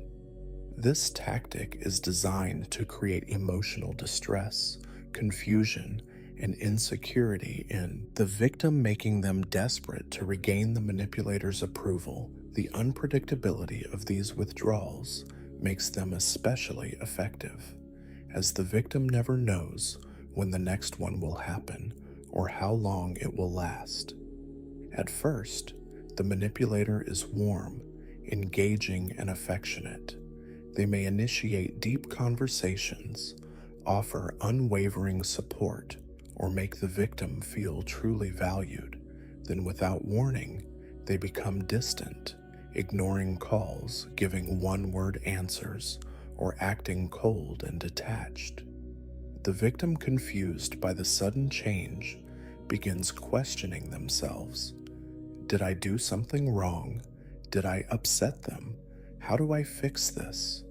The manipulator offers no clear explanation, leaving the victim in a state of emotional turmoil in romantic relationships. Sudden withdrawals are often used to create emotional dependency. A manipulative partner may be attentive, affectionate, and loving for weeks, making their significant other feel deeply secure. Then, out of nowhere, they go cold, barely responding to messages, avoiding eye contact, or acting indifferent. When the victim tries to address it, the manipulator deflects with, "I just need some space," or "You're imagining things." This leaves the victim feeling powerless and insecure, desperate to get back to the warm, loving version of their partner in friendships. Sudden withdrawals can be used to establish dominance. A toxic friend may regularly engage in deep conversations, act like a confidant, and make the victim feel special. But if the victim does something the manipulator disapproves of, such as setting a boundary or spending time with someone else, they suddenly withdraw. They ignore messages, cancel plans, or act disinterested, forcing the victim to chase their approval in order to restore the friendship. In the workplace, bosses or colleagues use this tactic to create anxiety and insecurity. A manipulative boss might praise an employee one day, making them feel valued and competent, only to become distant and dismissive the next. This unpredictability keeps the employee on edge, constantly working harder to regain favor, afraid that they are on the verge of losing their job. Family members can also use sudden withdrawals as a means of emotional control. A toxic parent may be nurturing and supportive one moment, then suddenly cold and disinterested. If a child questions this change, they might hear, "I'm just disappointed in you," and without any further explanation, this forces the child to seek validation and approval, making them easier to control. The psychological effects of sudden withdrawals are profound. The victim develops anxious attachment, constantly seeking reassurance and adjusting their behavior to avoid triggering another withdrawal. They begin walking on eggshells, unsure of what will cause the next disappearance. Over time, this emotional unpredictability erodes self-esteem, making the victim more dependent on the manipulator's affection. The best way to break free from this manipulation is to stop chasing after the person who withdrew. If someone suddenly pulls away without an explanation, recognize that this is a deliberate tactic, not a reflection of your worth. Instead of seeking their approval, shift your focus to your own self-respect. A simple but effective mindset shift is, if someone values me, they will communicate. not disappear. The moment you stop reacting to sudden withdrawals, the stop chasing their return, manipulator loses their power over you. Feigning outrage. Feigning outrage is a feigning outrage to silence you manipulation tactic where a person pretends to be deeply offended, hurt, or angry in order to shut down conversation, deflect accountability, or pressure someone into compliance. This over-the-top reaction is designed to intimidate, confuse, or guilt trip the victim into backing down, making them feel as though they are the unreasonable one. This tactic is especially effective because it turns the tables on the victim. Instead of addressing the real issue, the conversation suddenly becomes about the manipulator's exaggerated emotional response. The victim, now feeling guilty for supposedly causing this distress, often abandons their original concern and shifts into damage control mode, apologizing, softening their stance, or trying to make things right. In relationships, feigning outrage is often used to avoid accountability. If one partner confronts the other about something reasonable, such as a broken promise or hurtful behavior, the manipulator explodes with, "I can't believe you'd accuse me of that after everything I've done for you." Instead of discussing the real issue, the victim is now on the defensive, apologizing and trying to calm their partner down. This ensures that the manipulator never has to take responsibility. In friendships, a toxic friend might feign outrage to dodge criticism or control others. If confronted about gossiping, they might dramatically say, "Wow, I never thought you'd think so little of me." Instead of admitting to their behavior, they make the victim feel bad for even bringing it up.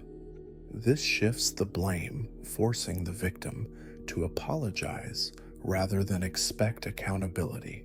At work, feigned outrage can be used to manipulate perception and control narratives. A boss who is confronted about unfair treatment might respond with, "How dare you question my leadership? I have done so much for this company." And by reacting with exaggerated offense, they silence dissent and discourage further pushback. Similarly, a coworker who is caught slacking might explode with, "I work harder than anyone here. You have no idea what I go through." This sudden intensity makes others hesitant to press the issue effectively, shutting down criticism. In families, feigning outrage is often used by narcissistic or controlling parents to avoid discussions about their behavior. If an adult child tries to set boundaries, a toxic parent might react with, "I can't believe my own child would treat me this way after everything I sacrificed for you."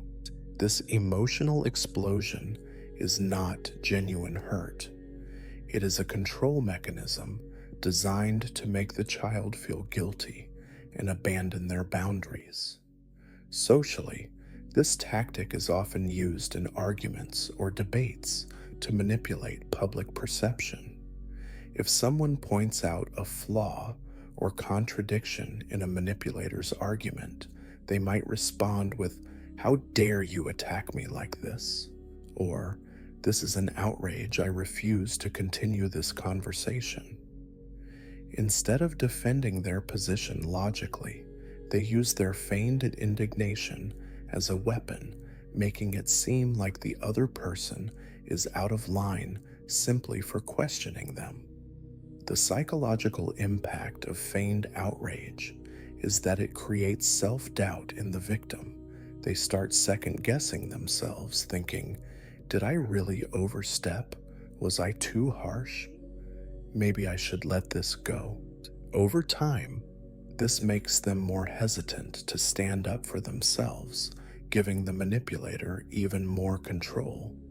The best way to counterfeit outrage is to stay calm and refuse to engage in their emotional theatrics. If someone explodes in exaggerated anger or distress when confronted, recognize it for what it is, a distraction and a guilt trip.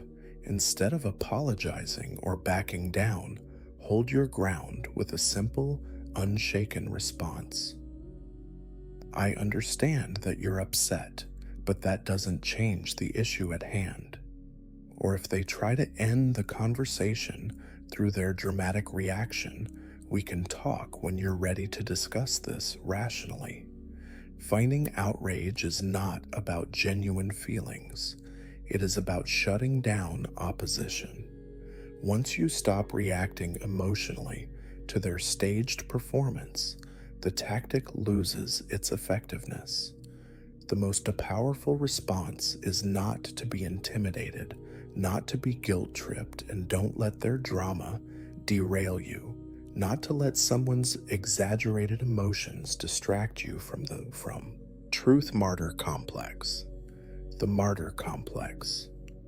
Martyr complex, look at all I do for you, is a manipulative tactic where a person portrays themselves as a long-suffering, self-sacrificing victim in order to gain sympathy, control others, or avoid accountability. They deliberately take on excessive burdens, often unasked, and then complain about how much they do for everyone else while receiving little in return. This creates guilt and obligation in those around them, making it difficult to set boundaries, criticize them, or refuse their demands. At first, the martyr appears selfless, hardworking, and devoted. They might insist on handling tasks alone, always offering to help even when it's unnecessary. But instead of doing these things out of genuine kindness, they weaponize their sacrifices by constantly reminding others of their efforts. They might say things like, "After everything I've done for you, this is how you treat me," or "I always put everyone else first and no one appreciates me." Their suffering is not a result of selflessness. It is a tool for emotional leverage. In romantic relationships, the martyr complex is often used to control a partner through guilt. A manipulative partner may take on extra responsibilities, not out of love, but so they can later throw it in their partner's face. They might say, "I do everything for you and you don't even care." Or, "I sacrifice so much to be with you and you can't even do this one thing for me." Their so-called generosity comes with invisible strings attached, making the victim feel obligated to meet their endless demands. In families, martyrdom is commonly seen in controlling parents who use their sacrifices as a way to guilt-trip their children into obedience. A toxic mother or father might say, "I gave up my whole life for you, and you're just going to walk away." Or, "You wouldn't even be here if it weren't for me, and you treat me like this." This manipulation is meant to keep the child indebted, making it difficult for them to set boundaries or pursue independence without overwhelming guilt. In friendships, the martyr complex appears when someone goes out of their way to do favors, then later resents and punishes others for not repaying them in the exact way they expect. They might say, "I always drop everything for you, but you never do the same for me." Even when the favors were unsolicited, instead of communicating their needs openly, they suffer in silence and then explode with resentment, making the victim feel like they are selfish or ungrateful. In workplaces, martyrdom is used to create an illusion of superiority. A toxic coworker might take on excessive work, refuse help, and then complain endlessly about how overworked they are. They may say things like, "No one works as hard as I do," or "If I don't do it, no one will." And by making themselves look like the hardest worker, they guilt others into working harder while secretly enjoying the feeling of superiority and control. The psychological effects of dealing with a martyr are exhaustion, guilt, and frustration. The victim feels like they are constantly trying to repay a debt that never goes away. Even when they express gratitude, the martyr finds new ways to portray themselves as unappreciated, ensuring that the guilt never disappears. The best way to counter this manipulation is to refuse to play into their guilt traps. Instead of defending yourself or trying to prove your appreciation, set firm boundaries. If they say, "I do everything for you and you don't even care," respond with, "I appreciate what you've done, but I never asked you to sacrifice yourself for me." And if they try to guilt you, remind yourself, real generosity does not come with an emotional bill. The moment you stop letting their suffering control your emotions, their manipulation loses its. You're not responsible for their sacrifice power. Conditional love. Conditional love is one of the most damaging, and conditional love, approval. You have to earn controlling manipulation tactics, where affection, support, or approval is only given when the victim meets specific conditions set by the manipulator. Unlike genuine love, which is consistent and unconditional, conditional love teaches the victim that they must earn love through obedience, perfection, or self-sacrifice. This creates deep insecurity, making the victim desperate for approval while constantly afraid of losing it. The manipulator uses love as a weapon, rewarding the victim when they behave as expected and withdrawing affection when they do not. The victim is conditioned to prioritize pleasing the manipulator above their own needs, fearing that any mistake or disagreement could lead to rejection. In romantic relationships, conditional love is often used by emotionally abusive partners. A manipulative partner might shower their significant other with affection when they are compliant, but become cold, dismissive, or cruel when they express independence or question the relationship. They may say things like, "I loved you more when you were more supportive," or "If you really loved me, you would do this for me." These statements create an unstable emotional environment where the victim feels like they must constantly prove their worth to avoid being abandoned. In family dynamics, conditional love is frequently used by toxic parents. A parent might show affection and pride only when their child meets their expectations, such as excelling in school, choosing a specific career, or behaving in a way that aligns with their beliefs. The moment the child makes an independent decision, the love disappears, replaced by disappointment, criticism, or even silent treatment. A parent might say, "I can't believe you would do this after everything I've done for you," or "You're not the child I raised." This manipulation forces the child into a life of seeking approval, often at the cost of their own happiness. In friendships, conditional love takes the form of one-sided loyalty and expectations. A manipulative friend may be supportive when the victim agrees with them, but withdraw that support if they make a different choice. They might say, "I just don't know if I can trust you anymore." After the victim sets a boundary or makes a decision for themselves, the underlying message is, You only get my friendship if you do what I want. In workplaces, conditional approval is used by manipulative bosses to control employees.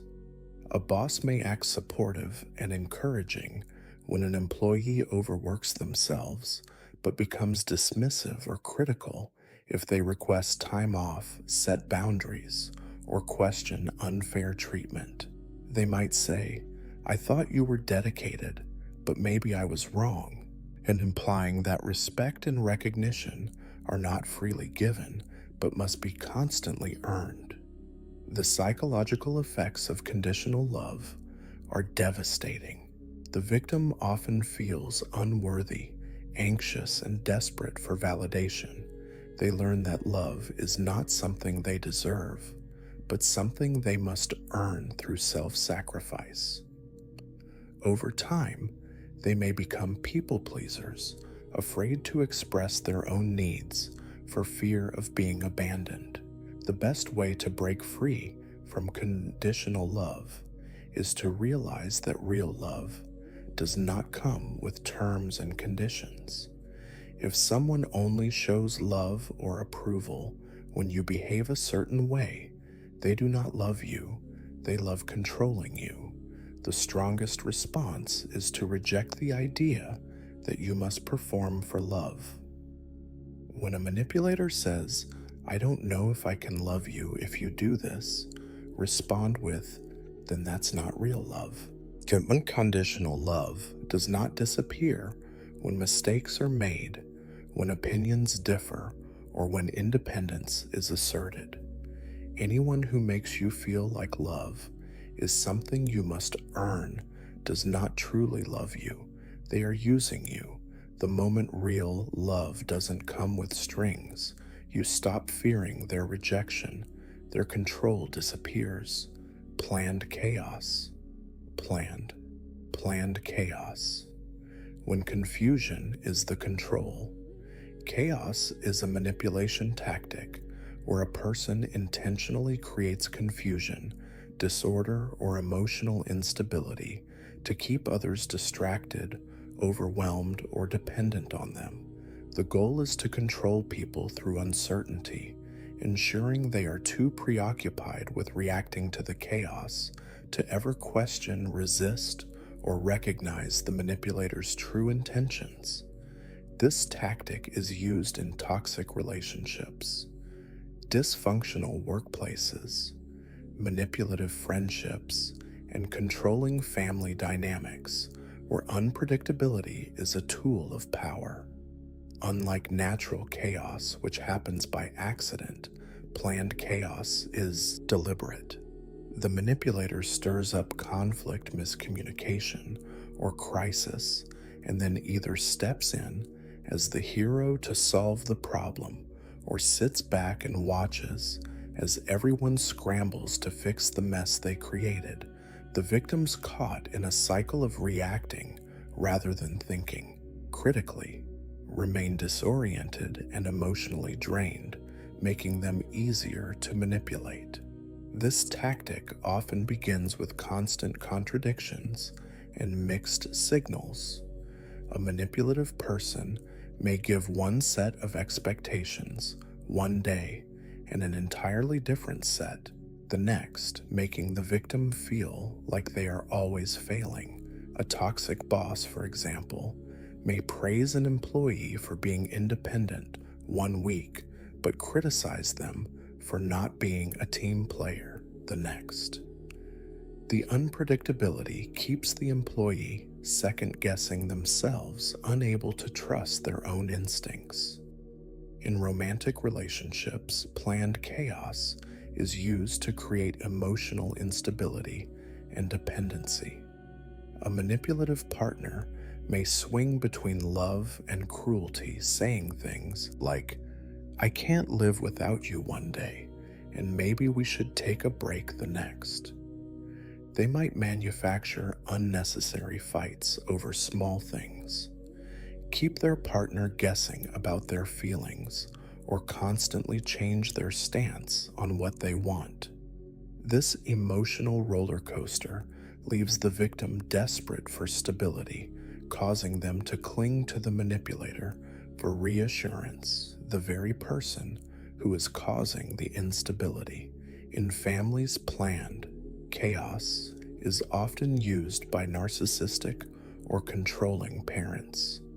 A parent may pit siblings against each other, create family drama out of nothing, or play favorites in unpredictable ways.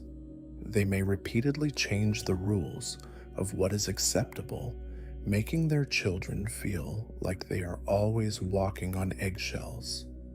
If the victim questions the inconsistency, the manipulator might deny it, saying, "I never said that," or "You're making things up." This keeps the victim in a perpetual state of self-doubt and guilt, unable to ever fully break free. In workplaces, manipulative leaders use planned chaos to exert control and prevent resistance. A toxic boss might constantly change company policies, shift deadlines unexpectedly, or create unnecessary problems that employees must scramble to fix. They may foster divisions between team members, ensuring that no one fully trusts each other by keeping employees too overwhelmed to think critically. The boss prevents them from recognizing the deeper dysfunction or pushing back against unfair treatment. In friendships planned, chaos is used to maintain control and social dominance. A toxic friend may stir up drama between others, spread conflicting stories, or create situations where people are forced to pick sides. They may intentionally flake on plans, ignore messages for days, or make their availability unpredictable, leaving their friends feeling insecure about where they stand.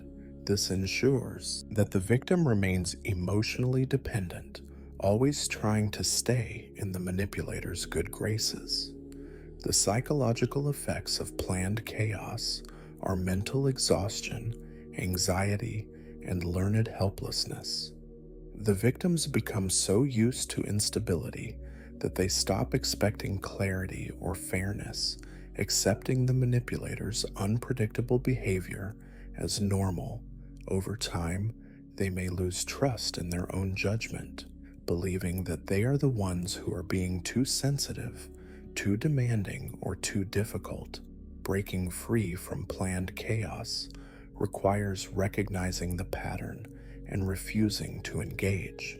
Instead of reacting to every sudden shift, step back and ask, is this an actual crisis, or is this being deliberately manufactured? Refuse to play into the panic emotional storms or constant uncertainty that the manipulator creates. If a partner suddenly threatens to leave, instead of begging them to stay, say, "If that's what you want, I respect your choice." And if a boss constantly changes expectations, document everything and stick to clear, consistent work habits instead of scrambling to meet their latest demands. If a family member thrives on drama, disengage from unnecessary conflicts and set boundaries. The most powerful response to planned chaos is remaining calm and detached. Manipulators thrive on emotional reactions. When you stop giving them that, their control weakens. Chaos is only effective if people feel forced to respond to it. The moment you stop participating, their ability to choose clarity over their chaos, destabilize you, disappears.